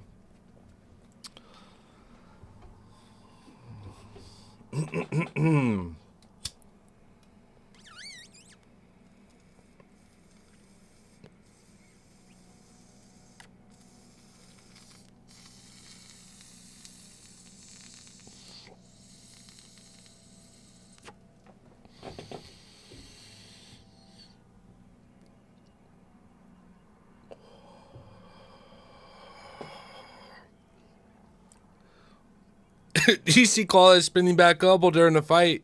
Clear as day as a fucking back fist.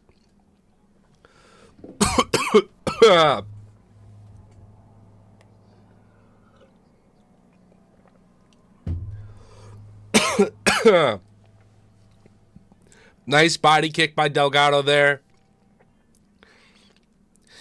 Yeah, Nathaniel Woods got to like somehow cross this void. He sits at range. He's getting chopped on all day. Delgado's got him so much in the fucking range department, the kicks. If anything's got Nathaniel Wood, it's what we already saw in the first round, his countered punch, his boxing. And I actually would like him more in the grappling too than Delgado. He's gonna get knocked out though. That's my prediction. Delgado already kept it nice and long. Kick to the face. Follows up with a head kick. He's head hunting continuously. Never giving up.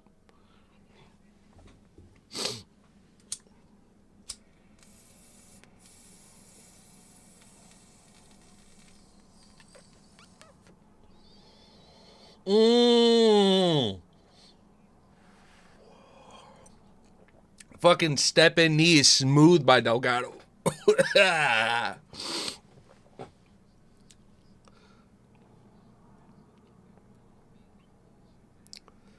Strike count 75-26. Delgado leading with conviction. Damage is shown. Wood being tough.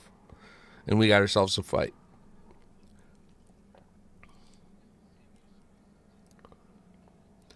That's what DC just said, to use the wrestling. I agree. You don't want to strike with Delgado. If you're Nathaniel Wood, you need to get this fight to the ground all day.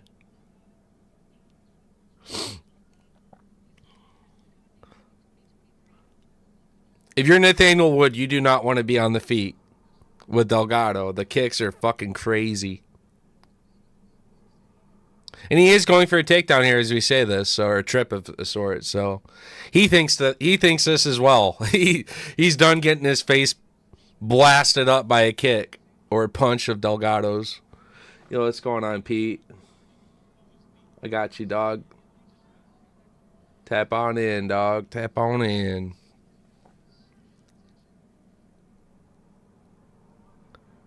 Chat's fucking broke, but it's be all right. Yo, what's going on, Marty? Yeah?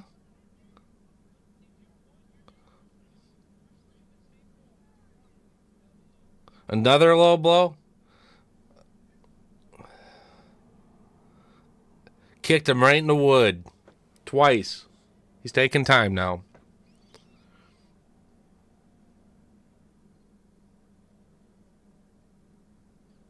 Ooh, that kick was like...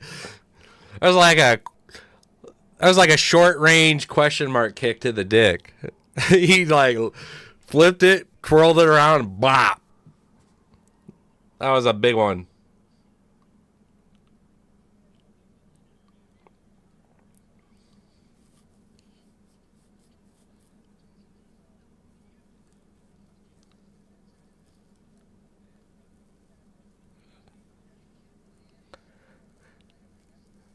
Says stop the land of the cup. It literally sounded like Herzog was telling DC to shut up. He's like, nah, man, that looked clean. Herzog's like, you get here of the cup. Stop. I would love for him to be like, yeah, I'm talking to you, DC. Stop. They put a different opinion to the world if it's not true. I agree. Sometimes commentators need to, like, the ones being recorded by UFC at least should be very mindful of their beliefs on a controversial thing sometimes. DC thought it was a spinning back elbow last round. It was a spinning back fist. Like, he can't always see and hear everything, right? So Herzog said he heard cup. I believe it too. Second warning, what happens again? Delgado's losing that first round.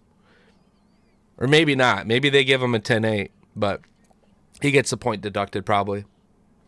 I don't even want to look at live props for Nathaniel Wood, but it can't be good. It cannot be good.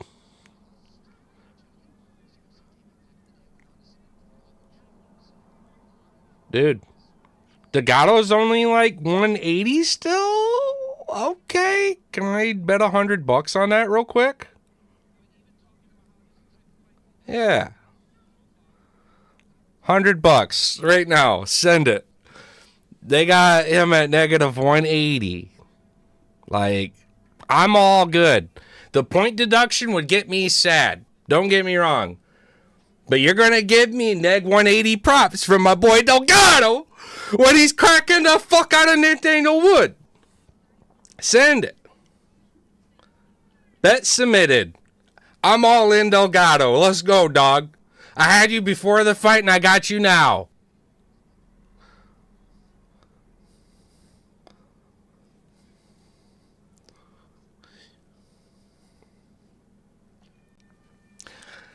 I'm live with this fight. I'm live with this fight right now. I fuck with it that much. Let's go. Let's fucking go, Delgado. Those kicks are money. Wood's face is busted up. You got to account for damage. But let's talk strikes. Delgado's got 91 strikes, 82 significant. 57 of those to the fucking dome. While my boy over here, Nathaniel Wood's got 48. Which 48 are significant apparently. Fuck that shit. And 36 went to the head. So he's got one takedown. He's got that. But Delgado's actually, funny enough, got more control time too. So, I don't know. Being tough doesn't win fights. That's what I'm seeing here. I got Delgado winning me $100 bet. Live prop. And the movement ain't moving. It just did. It's up to 200. Negative 200 now. I got him at 160 all day. He was like that prop going into the fight. Like, you know what I mean? Slight favorite. So, disrespect by the bookies there on Delgado, but I'm going to make him pay for that one. And we're going to keep this shit rolling tonight, boys. Good morning, by the way. I'm excited to have my night. You know? It ain't just UFC. I get to go do something tonight. So I fuck with the Abu Dhabi card every now and then. I don't mind it. Nathaniel Wood, don't make me hate you, dog. Take this ass beat. I like that straight kick by Delgado then. He just snapped it out there and hit Wood with it as well. Dun, dun, dun. Nice little combo and a kick to the body by Delgado.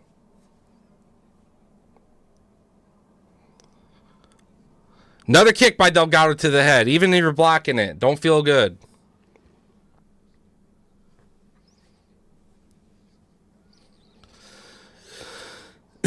Commentators, 1-1 at worst by Delgado. DC chimes in, maybe 2-0, right? Another nice right hand by Delgado. Fully stepped in, loaded up. First minute looking good for Delgado. Wood. Fucking blood smeared across his nose, his eyes. Tough. Nose is busted.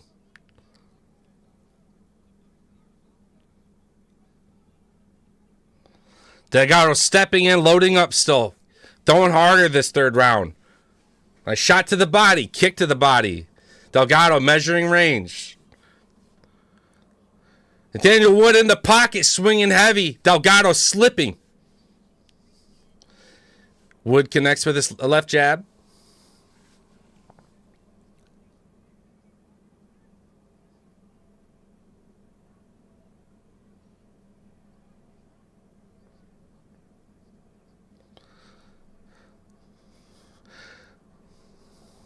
Delgado connecting back with counter shots of his own.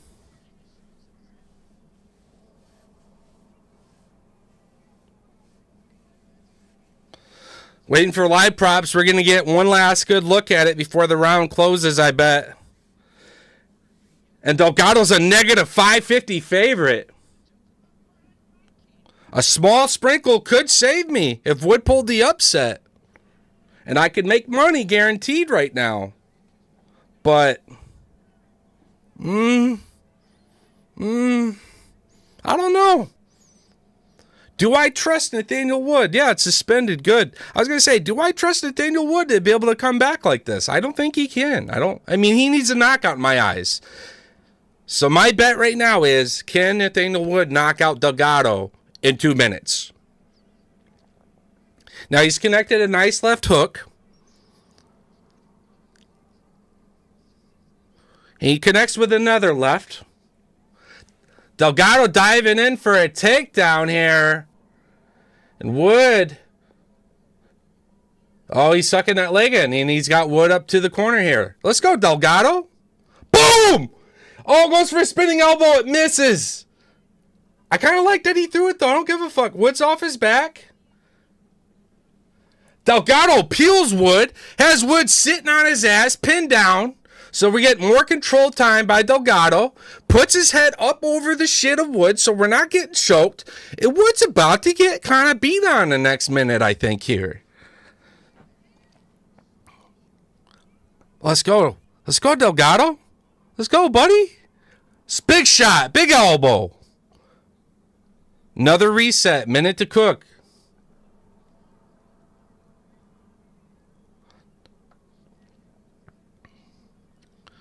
Delgado showed plenty of layers, DC. Good read. Now, Nathaniel Wood could pull one of the, I don't know, I'll call this one of the greatest upsets of the year. Comebacks. Because he adapted much better in the second. And then in his third, he's really just been tough. He's been losing it, but he's been tough. So, count strikes 120 to 73. Delgado, 30 seconds to cook, and I think he wins this one as he attempts another head kick. Step in knee. Wood, quick to counter. What a fucking fight, guys. I'm glad I got to be part of it. Wood with a takedown to go with 30 seconds. Delgado 2-on-1 wrist, I think, here. Oh, he's attacking a Kimura. Dude! Delgado's my boy. He was going for a Kimura at the end there. With like 2 seconds to cook. He ain't fucking around, dog. Wood wasn't doing shit with his arm. I'm like, oh yeah, he's got 2-on-1 wrist control. And then you see the leg kick up of Wood. You see the Kimura submission threat. Like, God. All right. I'll take that. We talked about it, live prop, negative 160. Delgado, fight started at like negative 140. This is after the first round. I saw the disrespect and we took it. $100 will pay me about 170, 160-ish, if I remember correctly. I could have spruced it by 30%, but I'm actually saving that one. Now, Delgado's already in some parlays there, so those are getting cooked as well. Tom Aspinall parlayed with Diego Lopez is cooking. That one's been in a slow cooker, boys. That one's been like days and weeks of me smelling that shit in the kitchen. Think about Tom Aspinall. Fucking cooking. Ciryl Gane, the FIFA clubhouse master, who clearly don't give a fuck about his fight career and his wrestling, and I think we exposed that big time. And as I say that, here's the image. I get Tom Aspinall getting his strap. I'm excited for that one. Ludovic Klein and Ribeski should be fight of the night, although that's some competition there by Delgado. I think he's going to win this one. I got Ikram within the distance. Here we go. Delgado, pay up, dog. Let's go. Herzog was just telling these guys, great hell of a fight.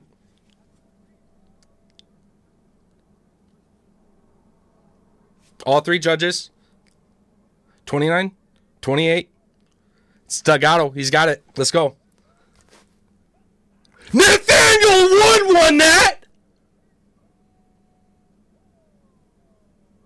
What? Oh my God! The fuck are we doing, UFC?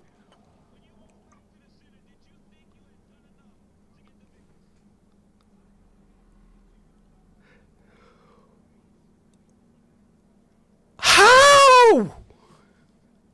Are you guys kidding me? I fucking hate the UFC. That is some bullshit. Who are these judges? Nathaniel Wood had great strikes. He had half as many. He had like half as much control time.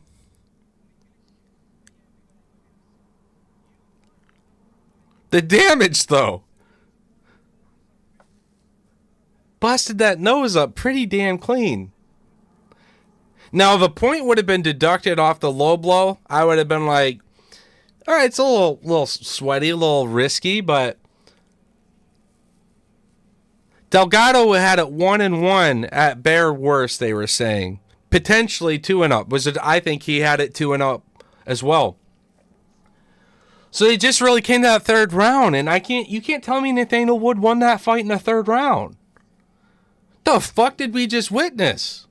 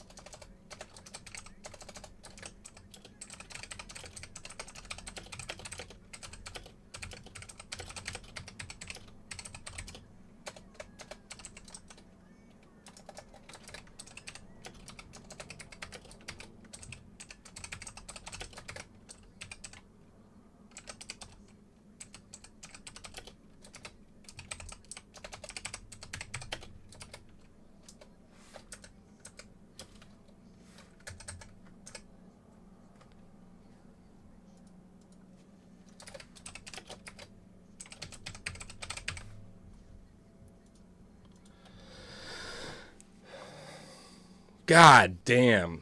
You guys think I got robbed there? I think I got robbed there.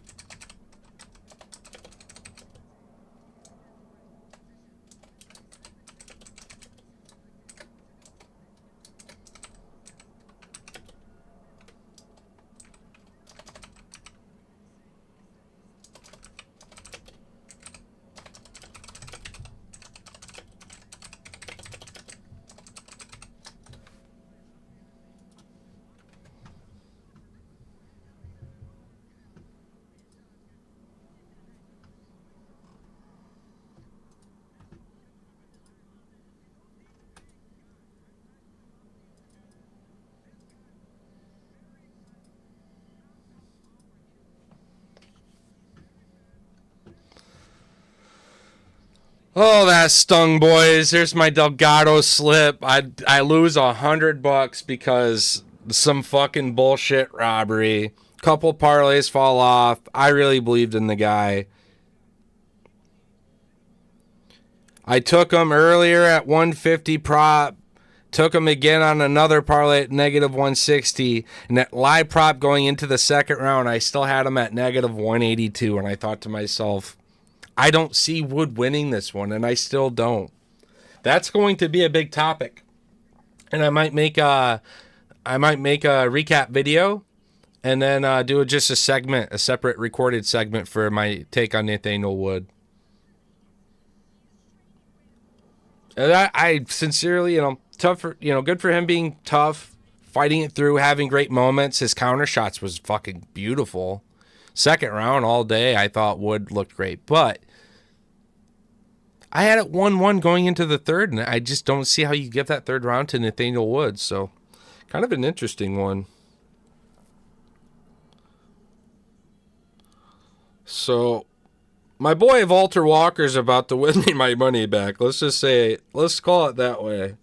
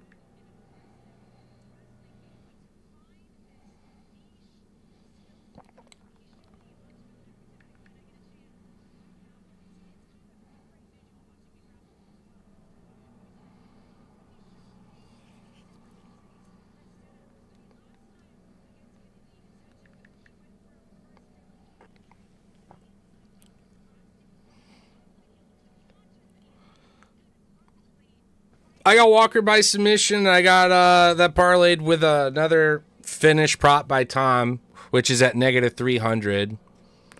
So Tom's going to be my cash cow tonight. Walker props, I'm having fun with it, but it's really not high. It's like a negative 100. So to me, it's like, well, what do you believe in the second most? And yeah, I believe Tom gets it done tonight. So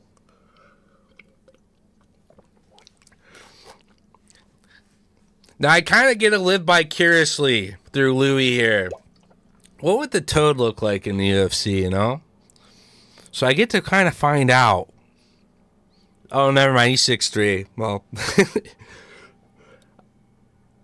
he doesn't really have that intimidating heavyweight build, He's just another blob. He's got twaps. That's all he's got. He's growling. He's getting into it. Good. Patting his chest. Flexing. Neck tat. Oh, he's another vanilla gorilla, too. Man, this guy is so original. Walker's got aura. Right, go. Let's go. Let's go, Walter. I fuck with this dude. Me and him were homies before he joined the UFC, and I was really happy when he got his contract. So coming out with that fucking necklace, sweeping across the octagon.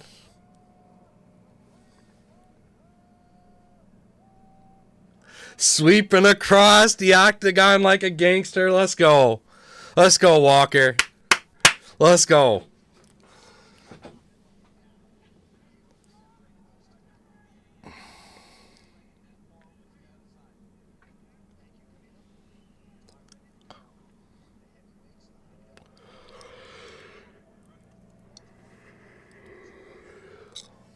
Walker expected to go for that ankle and hit a third of these Fucking heel hooks in a row.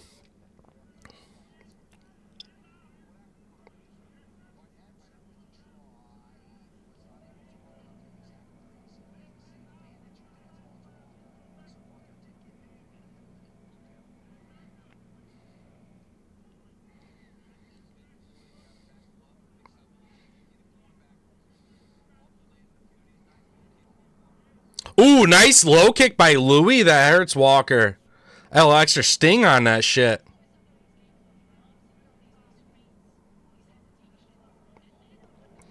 Walker finally gets the takedown here. We know he loves to be on the ground. Walker on the ground. 4 minutes to cook. We're dry. Minus a low kick and a decent shot, which Walker ate. Those were like the two big moments Louis had on the feet. Walker's sliding up. I think he's got out a guillotine here if he wanted it. He loves that heel hook. It's kind of like a meme. There he goes. He's going for that heel. He's going there! Yes! Let's go! He got another one! God! What a fucking monster! Let's go! Yes! He got a third! He got a third! What a monster! He comes out with a necklace on and hits another one, dog.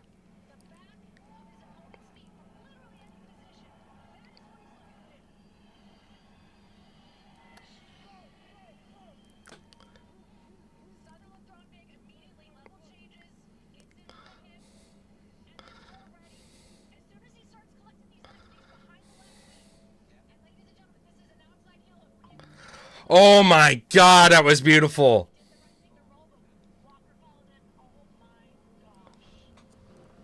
Let's go. Oh my God.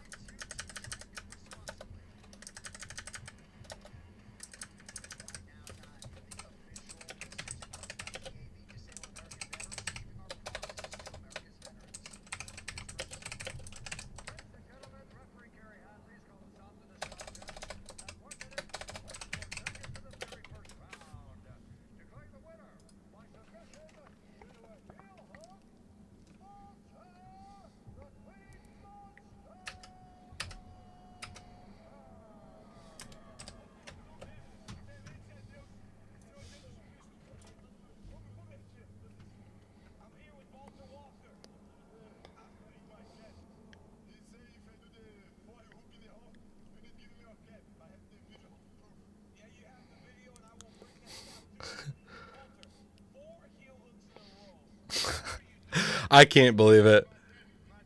Yeah, easy money. Yeah. That's leg one. Dude, Tom's my cash Cowboys. Walker by submission.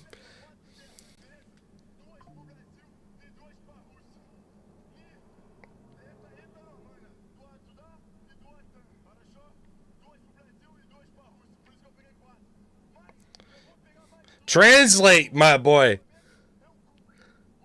Whoa! You hear his like little voice crack?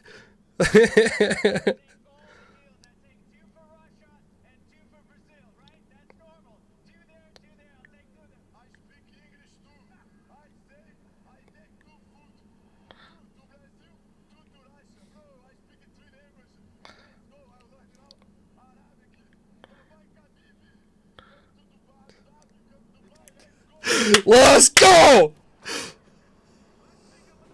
Yes.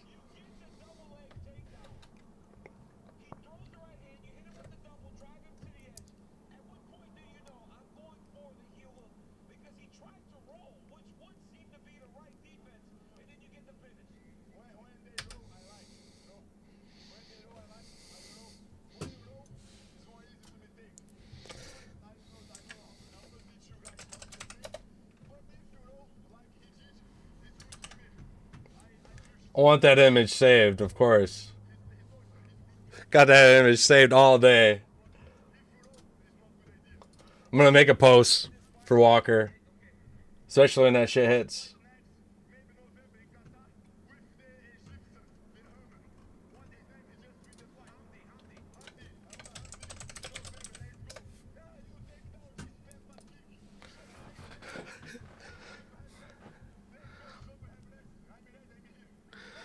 What a gangster, yo. Let's go. Let's go.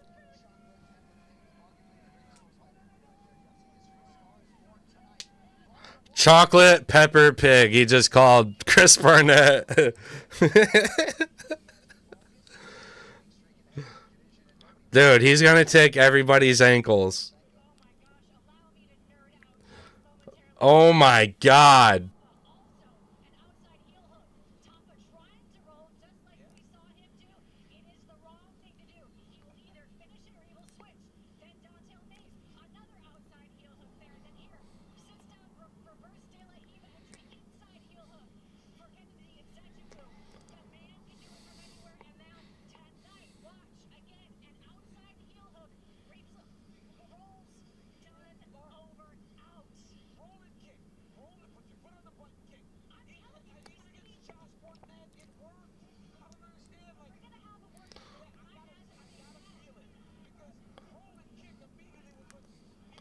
That kid's video is gangster. He just got that kid's face in the crowd recorded into the phone.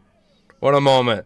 And Walker's a homie, man. Look at him. Having fun with the fans. Like, look at him getting a picture with His Majesty's little dude down there. What a monster. Easy money. I think everyone called that one easy money. He came out with the necklace on. We all fucking knew it. Chocolate pepper pig. I know. It's kind of a weak call out, though, to be fair. If Barnett gets that fight, Walker better be like a negative 800 favor. That's kind of a weak call out.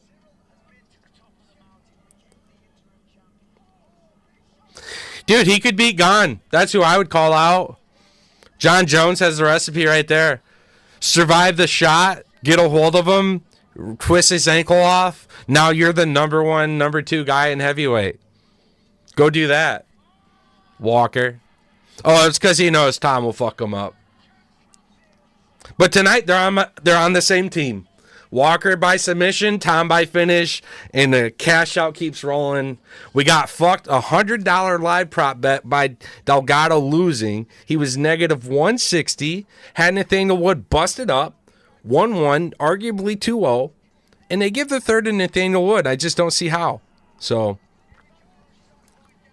pretty upset about that, and I reckon that one will make some noise in the community at some point.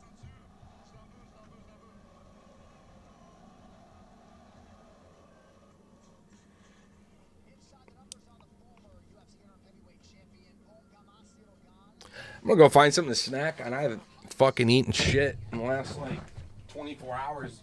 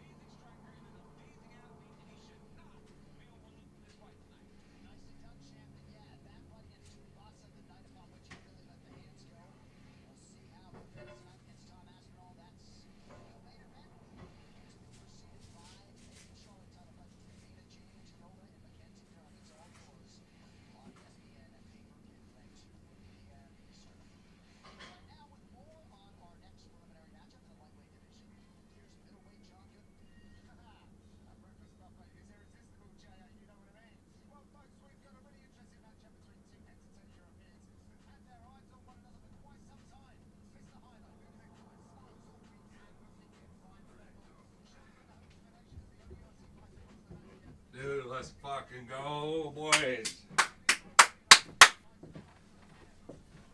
Yeah, it's a nice commercial break when you get those quick first round finishes.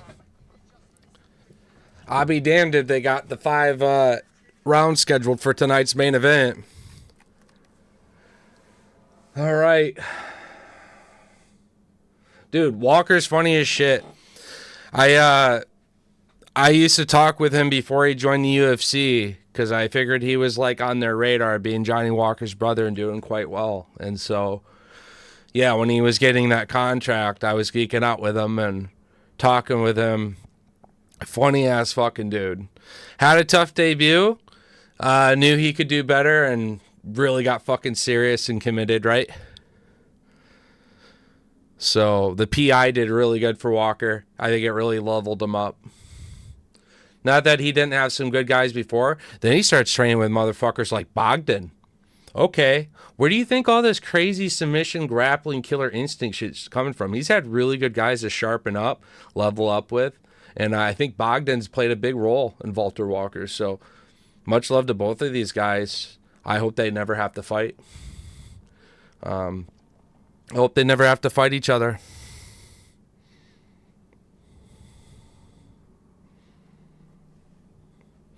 Because Bogdan's kind of one of those guys. He could fight up. He's kind of a gangster.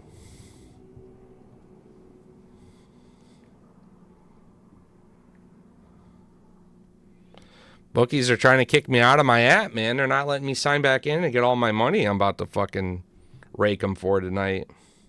Reviewing bets. Just because Delgado falling off, fuck me. Doing my long shot would be cooking. Next, I would need Incrum, followed by Volkov and Tom. That little parlay right there was like a plus 27,000. I think it was live. Then I had an even bigger method-specific one that was a plus 1,007. That my Delgado parlay fell. Otherwise, we straight. 3-leg easy plus 270 miss just because we didn't get a finish in the Hamdi fight. I needed just either fighter to win by knockout, so that was sad. Nice cash out earlier, plus 225. We took Mitchell Paso, so we're combating with some of these robberies, but not enough. And so that Walker submission was, I think, a really nice bounce back fight for us. And now I'm pending a bit. For Tom to pull it through. So I'll just keep parlaying. Every idea that I have tonight, I'm going to keep putting it on Tom. All my eggs, which I don't like to do ever, unless I truly, sincerely believe in it, like Diego. All my eggs are in that basket. So for that reason, I also have Diego and Tom. Nice little future bet, money line. Because finished props weren't even available at the time I made it. So yeah. Doing good here. Ludovic Klein and Rebeski are tough. I want to see what distance looks like here. Will the fight end? Knockout at plus 160. I think it's possible. Fight go the distance. They have this one prop at negative 118. I think both guys are tough, but man, I don't know. I see we get a couple more finishes here. Ikram by knockout, I like a lot too.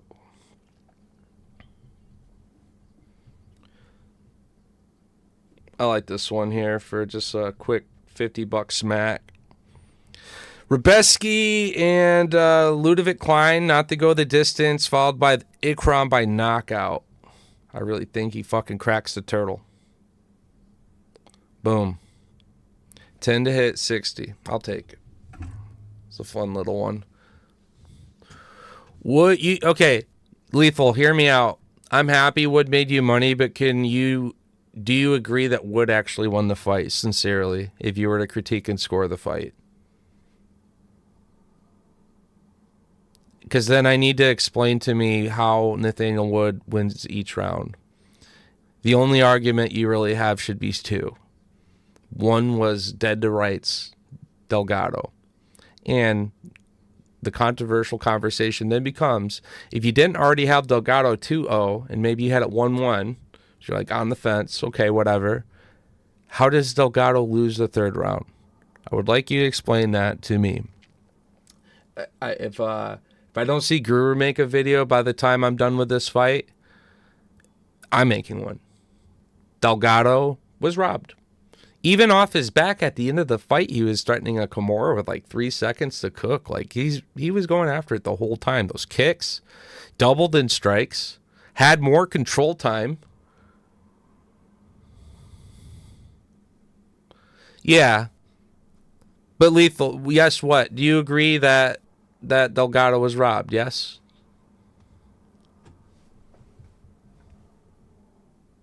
I took him live prop in round 2. I was so confident he was doing and looking so good. And the props kind of remain the same way. They were like negative 160, 180.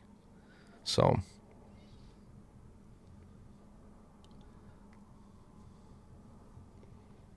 I guess His Majesty really likes Nathaniel Wood over there. Because I don't understand how that happens otherwise.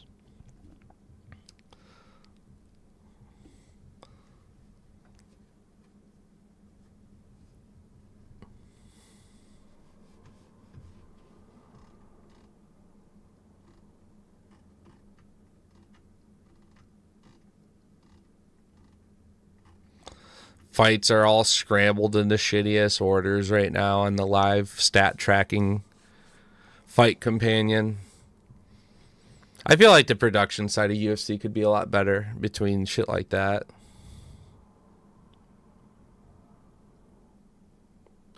Yeah. And it's okay. It's okay to win money, but then actually, like, the thing you should never lose is the ability to score a fight when you've watched MMA as long as you and I have. Like, you should never lose that ability over a bet. If I win a bet that my guy should have lost a fight, I'll own it. I'll be like, yeah, dude, like, I'm happy because I won money, but I don't agree this guy wins. And I've done this many times in the sport. Just it's the way MMA is. But nothing ever changes, so I feel bad for the guy that loses because it's like half the paycheck, and you also need those. You deserve the performance deserves to have that name under yours, and not the other way around. And it plays a big factor. And if a contract could ever be something more or renewed, and all these things, their families depend on this shit. The coaches, especially too, being part of this, the time devotion as well. That's all secondary to the commitment of that fighter. So I always feel bad for like unjust calls and shit like that, because it affects everyone's lives, you know. We look at this one night for entertainment. They got to pack their bags, and the outcome of that impacts everything. So I always will just be upset when the UFC gets it wrong or allows it to get wrong. And I don't think traveling to a region of the world should impede that. I think you should have like a skill set required to be a judge, like to a very severe and strict level and understanding of the sport and how all things should be considered and scored. And yeah, you heavily survey like their communications and that kind of stuff. But other than that, which is totally understandable, and then other than that, yeah, shouldn't matter where you travel in the world, because it's not that local athletics groups judges that maybe don't even judge MMA full time and have a bias for BJJ, wrestling, or boxing, you know, Muay Thai, etc. All right, this one, Lethal, we call this one the fight of the fucking night. So I'm gonna go drop my pizza in there real quick. I'll be right back.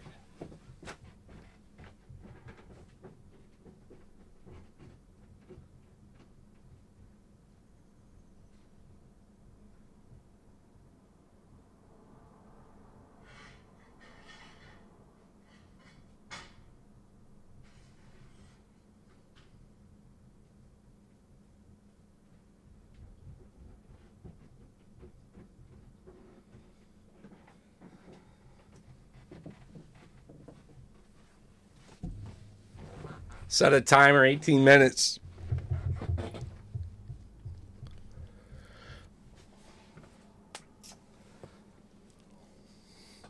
I don't care how or who. I want a fucking 3-round war with a late round finish. So that way I still get my bet and I can like experience another banger fight tonight.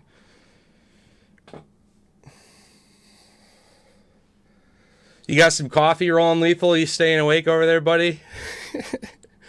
Fucking fucking like 1 a.m., 2 a.m. for you.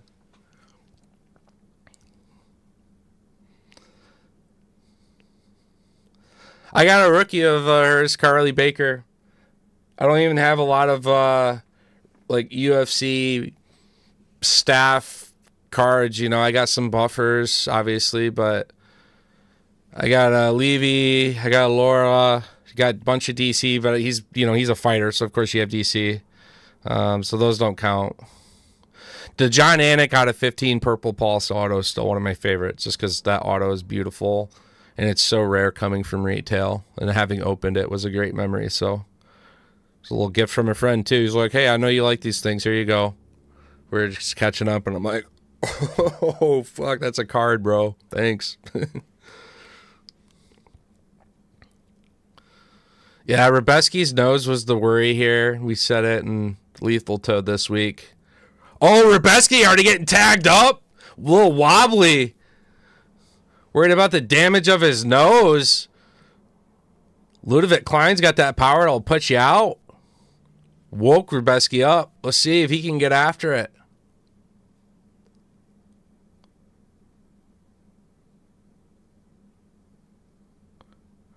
Rebeski just slides in with his boxing and like kind of lunges himself in.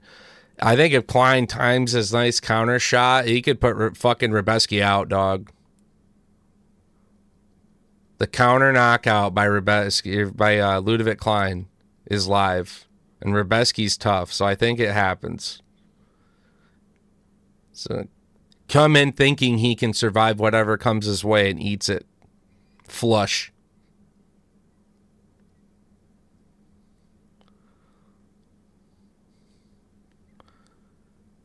Rebeski and a nice shot there. Oh yeah, this heavy leather right here. This is... The last one was cool with Nathaniel Wood and shit, but you see how much power is being thrown? Do you see the size of these guys? The matchup? Two tough fucking brawlers. Oh! Rebeski coming in for a takedown, eating partial knee by Ludovic Klein. Klein keeping his balance.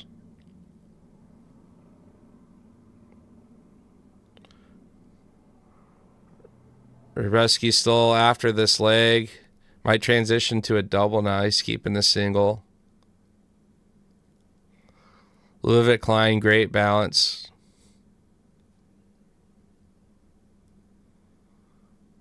Could go for...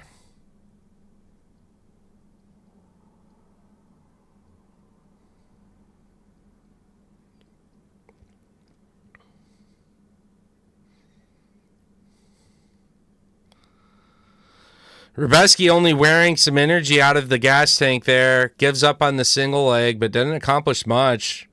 And Klein's fresh with it still. 2 minutes to cook in the first round. I think we get a finish here, guys.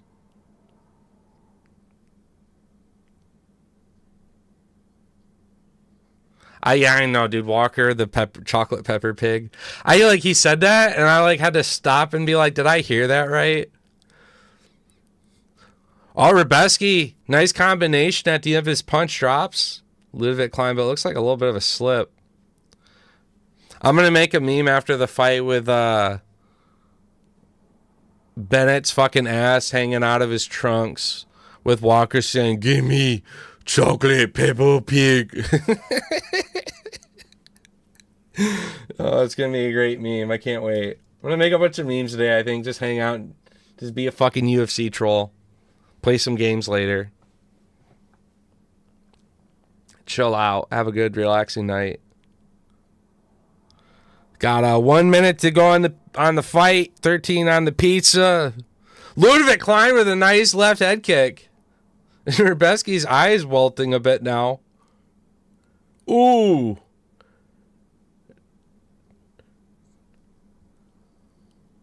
Yeah, Rebeski's cut under the brow, under the cheek. Good gash across. Klein's good, man.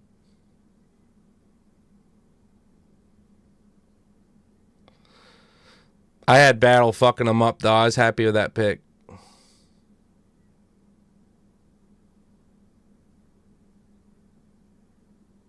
All right, yeah, reach out, dog. Appreciate the love, Ezekiel. Yeah. My Twitch channel is very, very much covered in spider webs, but there's some games I'm playing. I absolutely will do some live streaming, and I can always toggle my YouTube on and off. I might just go keep it on and then keep like the caption the same. Post-fight UFC 321, and it just people can see that and maybe know that they can talk UFC with me if they didn't already know, kind of thing. I was posting trading cards every week, but honestly, it takes so much fucking time, and I've been exhausted with other things that I just have kind of stopped doing it the last few weeks. But yeah, trading cards are a big part of my fandom for UFC 2. And I think it will be fun once UFC 6 comes out. That should be compatible for PC. So I'm looking forward to playing that one. And, yeah. Other than that, we're just chilling.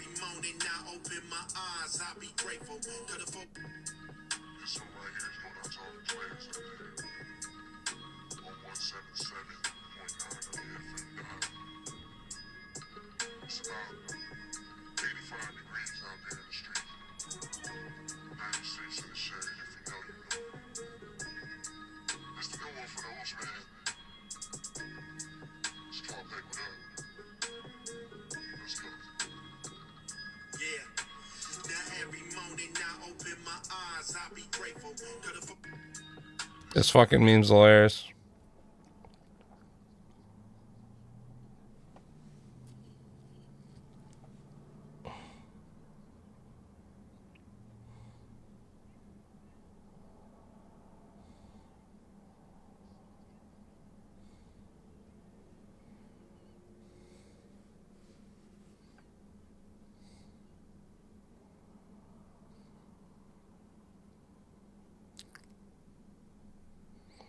Yeah, Rebeski's cut, gashed, tagged up good, bleeding good. Repeating damage to that same spot over the cheek, busting that face up. Klein out of range, keeping smooth. Rebeski kind of just getting outclassed. Normally he's able to fight back better and keep the fight closer, but Klein's so far outclassing him. Immediately back to his feet with Rebeski's takedown defenses. Like, Rebeski is getting outclassed by Klein here. He's bouncing on this one leg. Damn. Rebeski does complete a takedown, but watch these elbows. Watch Rebeski be a motherfucker off his back here. Elbows, and he already did. He hit a nice hammer fist that busted up Rebeski again. Now he's back to his feet. Klein is breaking Rebeski. Oh my God, he's gashing the fuck up, boys.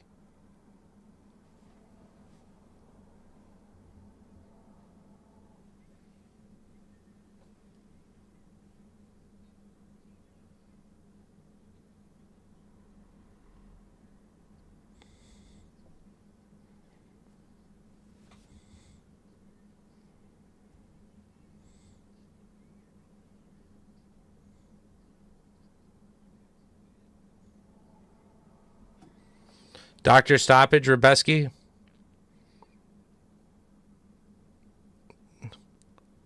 Got it.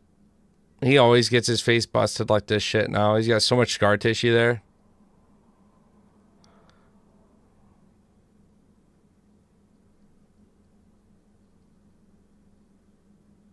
Rebeski going hard, though, with some of these counter strikes.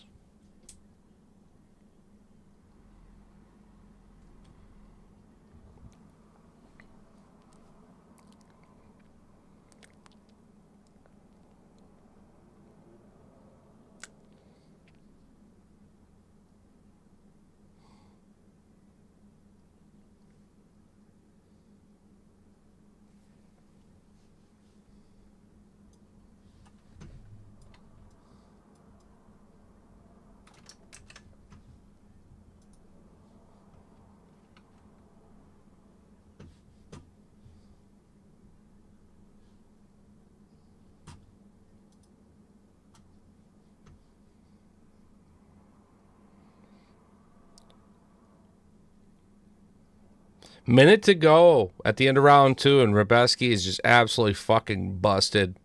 And Klein is still putting damage on him. Circling off at range, has him on the feet. Rebeski can't commit to a takedown. And even when he finally gets one, Klein's been fucking working him on the ground. Klein is busted. Or busting him up. Doubling the strike count in each round, just about. Oh, nice kick by Klein. Kind of need something special for Rebeski, right? Flying knee, head kicks, elbows. Like, he needs something more than just a normal punch. He clearly eats that. And Klein's actually going for a few of these kicks here late in the second round.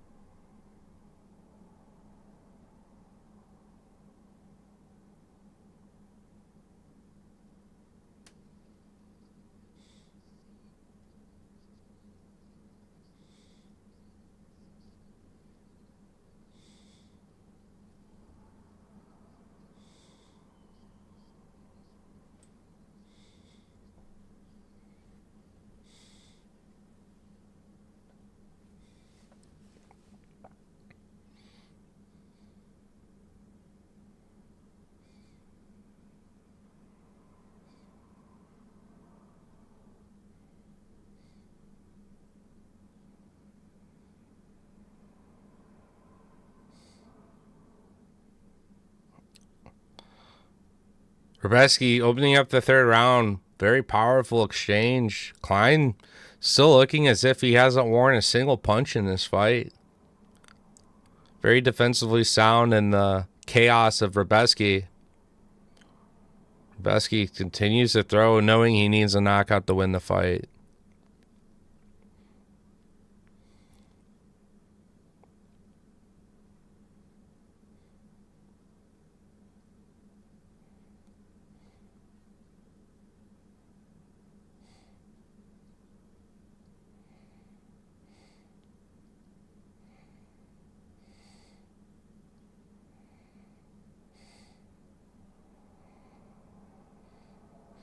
Could we see a submission?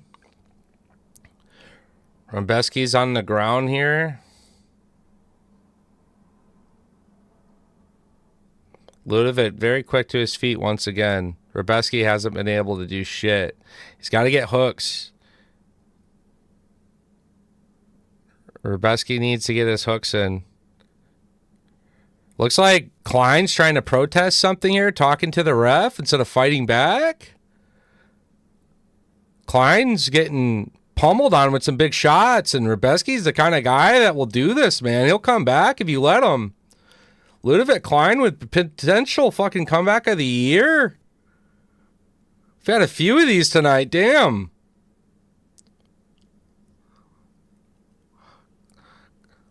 Looks like Rebeski's climbing up the pass. Klein trying to hold the shoulder and control the arm, but we're getting through with elbows now. 240 to Cook, man. Rebeski could get a finish. And I said to myself at the beginning of this one, guys, I said, I hope I get a nice late third round finish so I can enjoy an otherwise nice fight. I only bet distance. And as I say this, Rebeski changing the tide in this fight. Elbows are being landed.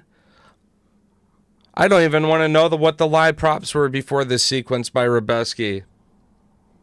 I think we kind of counted him out going into the third round. Man. Klein with a nice elbow off his back there. And he's opened up bad. Blood is spewing out all over Klein now. He hits another elbow over Rebeski. Oh, shit. Doctor stoppage, man. I mean, we got a lot of blood coming out of Rebeski's head here.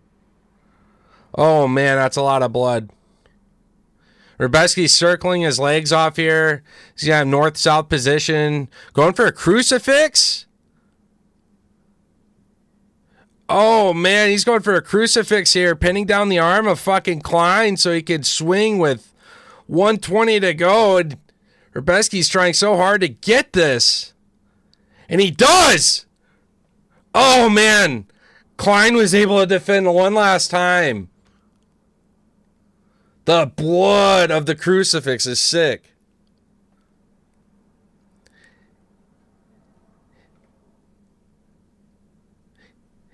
I think he's devoting too much time on the crucifix. He needs to get wild. He's only got a minute to go. He needs to let go with elbows. Ground and pound. Oh, big slicing elbows by Rebeski. He's connecting. 3 of them. 4 of them. 5 of them. 6 of them. Keep it going, Rebeski. Let's go.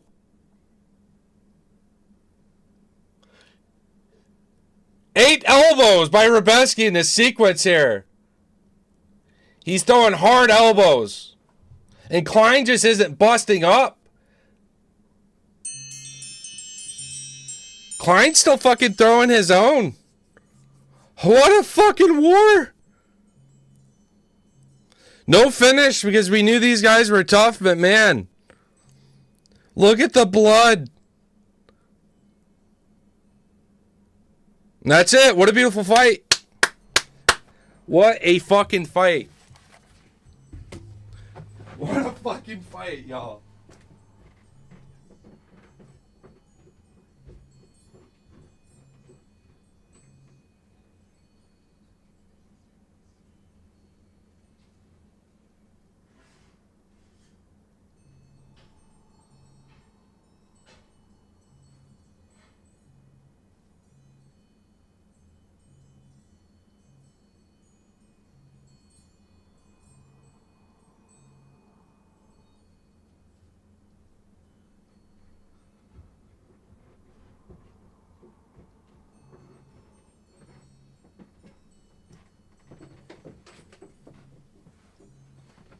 What a fucking fight, y'all.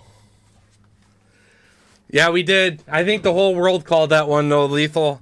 Everyone knew that was just a fight on paper that you'd expected to be a bloody banger. I did kind of fade how tough Rebeski would be by saying that we'd get a finish in that fight, but respecting Rebeski to also be potential of a finish of his own, right? So that fight kind of came down tooth and nail for me, and I loved every bit of it. I don't even care. Not a big bet. $10 to win 70 in a 2-leg parlay. I'm going to put a good little sprinkle on Incrum.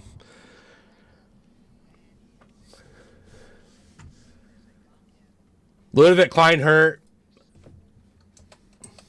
his ankle.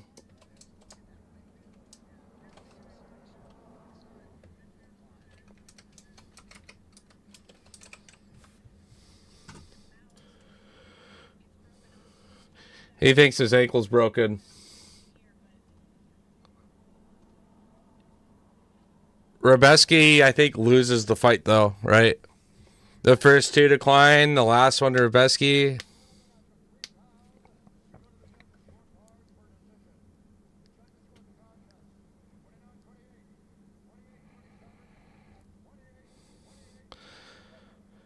$28-27. Celebrating from the stool.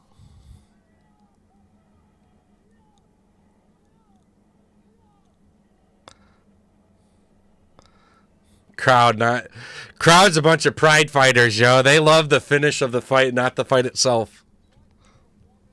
You getting booed. Oh, that's funny.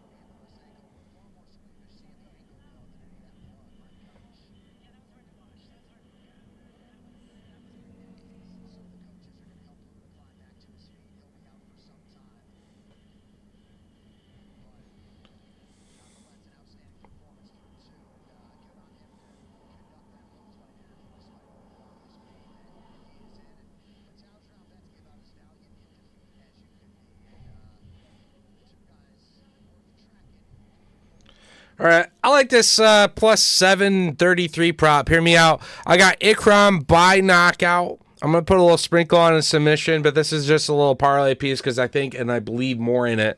And the knockout by Ikram, especially with Turtle. Turtle's got good grappling, so Ikram winning, especially I see it on the feet. Knockout. Fight to end by knockout with Alexander Rakic. I think his back's to the wall, and this will cash even if Azamat hits his knockout. And I think they're both going to try to make a great impression. Azamat based on region and keeping his undefeated streak alive, getting a top-ranked known guy to fill that ranking, and Rakic just having his back to the wall. And we know this guy's a fucking monster when he's on the gas pedal and not being defensive. So I could see a car crash. Fight to end by knockout. We're happy there. And again, we're all eggs in one basket tonight. Tom Aspinall by finish. Negative 300 prop, but parlay together, not bad. Totaling that out, plus 733. So nice little sprinkle. $10, get you about 80. Not bad. Scorecards have been weird all night, Lethal. In case you haven't fucking noticed, you Nathaniel Wood fucker you. He goes, why is the scorecard all weird tonight?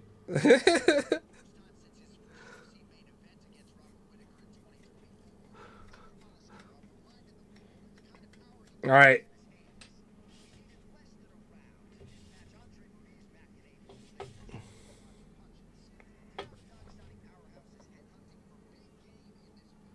He's swinging on guys. Like, you know, most of his UFC finishes are definitely letting his hands go. Thing is, I see Turtle putting out his neck.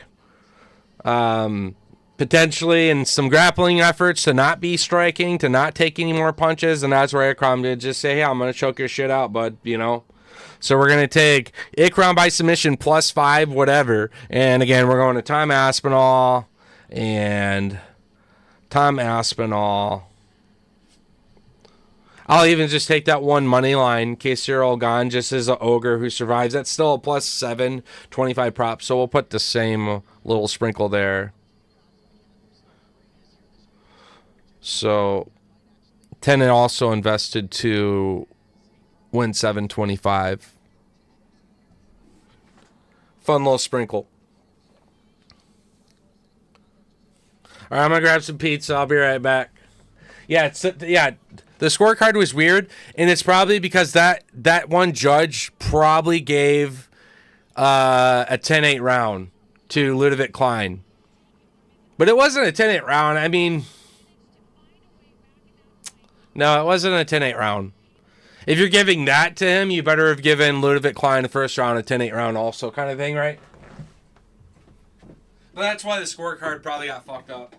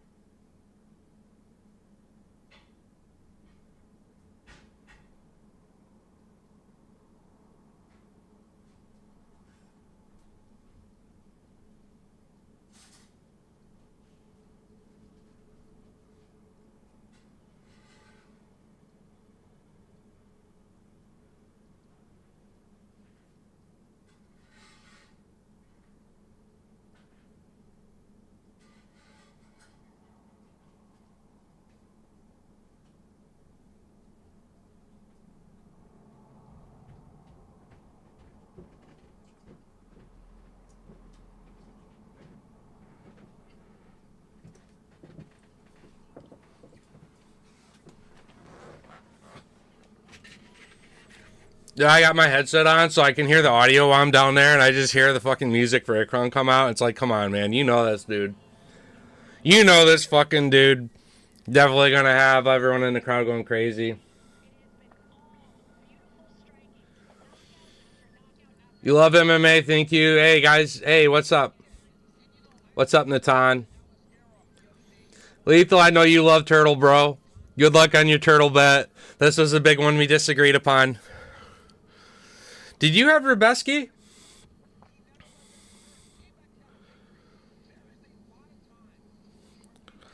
Lethal, did you have Rubeski?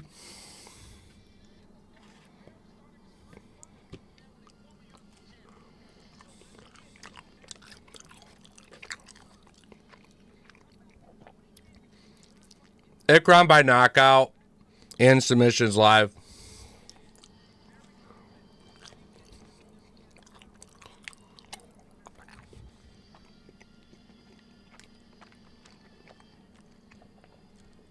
All right, just making sure.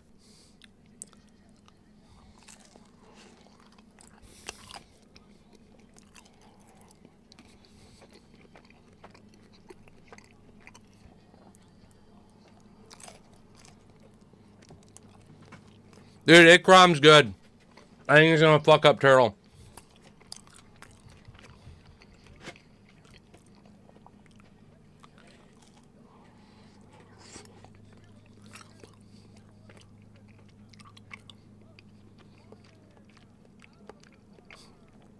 Do you just see all the blood? Do you just see all the fucking blood on the canvas from Klein? That's wild, bro.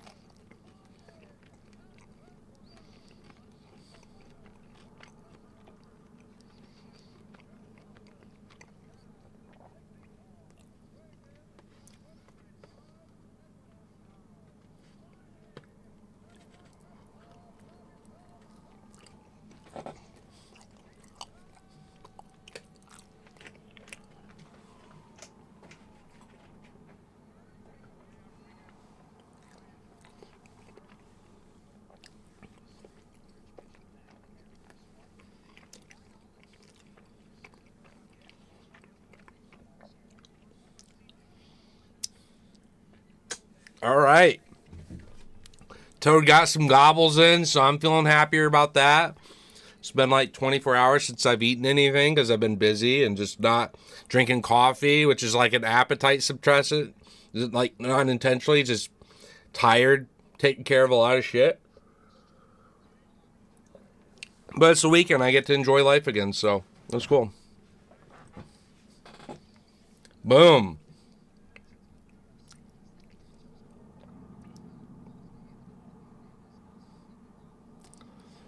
We'll hunt for this knockout by Ikram. Kicked him in the turtle eggs. It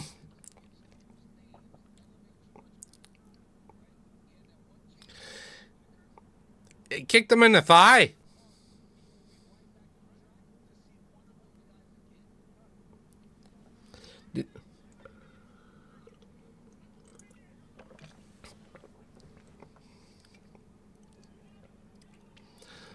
That kick didn't even look bad.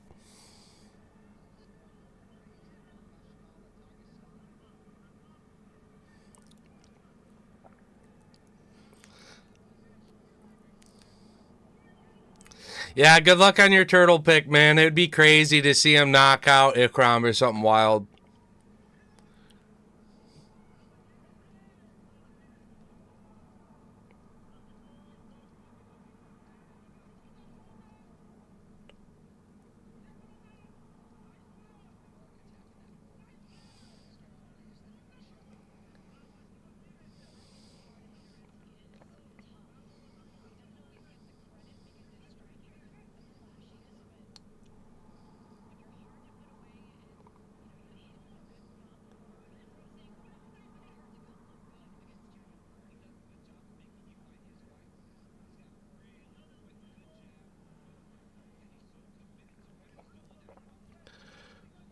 What the fuck is this?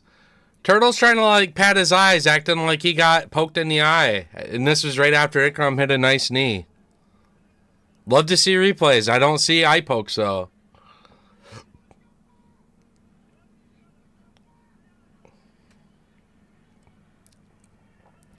I'm hearing the very passionate Turtle corner crying for Turtle. Ikram just hits a kick.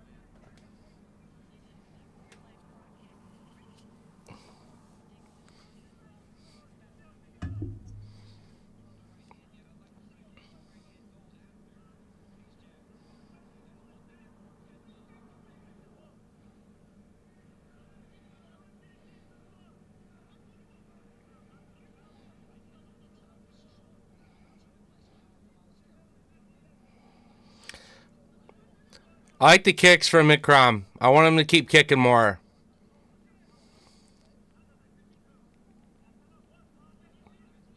Ooh, big level change from Ikram. Submission plays really well. It's like plus 500.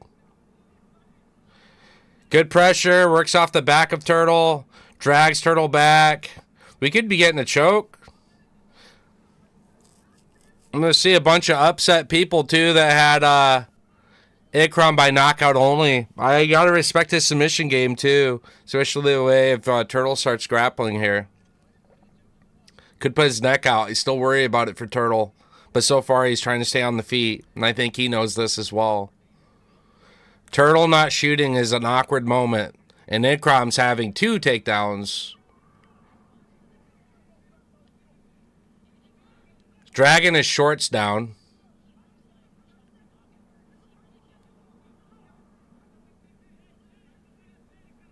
Warned by the ref there. I don't think he's obviously grabbing the shorts. He just has so much pressure with this clamp that's kind of happening. Warned about grabbing the shorts.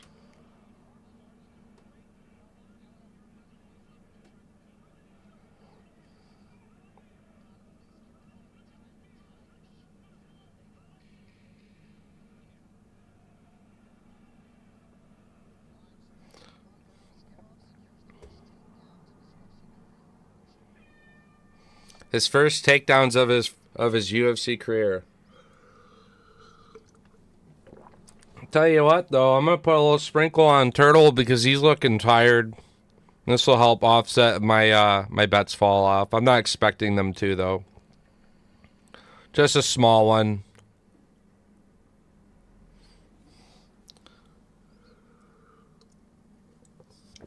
He's looking very tired. Bet got suspended. Let's see. It might come up even better. It was plus 240 at the end of one round. Now it's up to only plus 200. I'm not going to take it then. I'll take it at plus 240, 300. I won't take it at plus 2.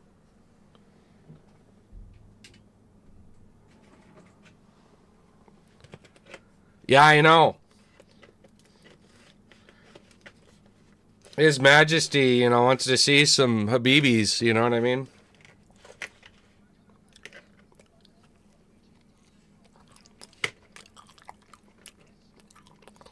I hope Jandaroba can keep her pants up. That'd be fucking nasty as fuck.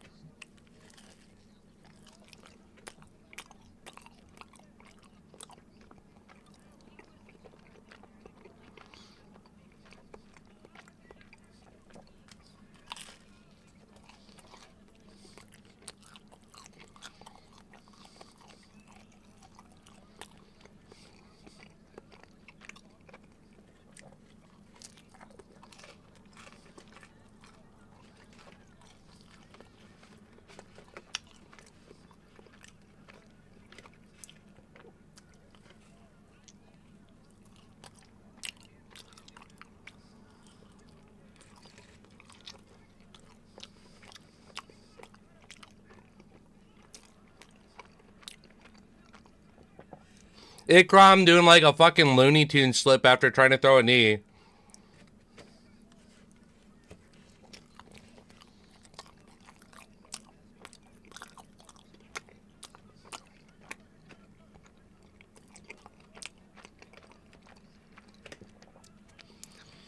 I like the kicks by Ikram. He needs to stick to that.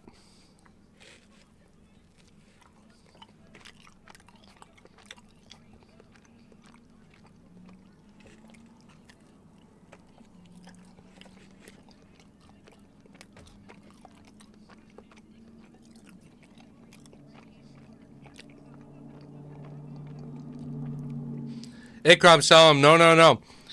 So, Turtle's protesting a little below. They need to show a replay.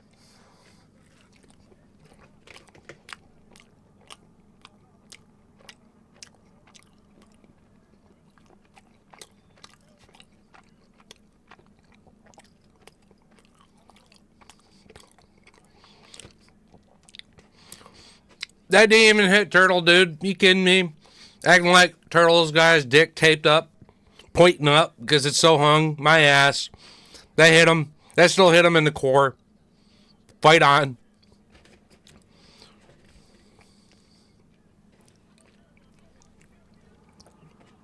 Akron needs to turn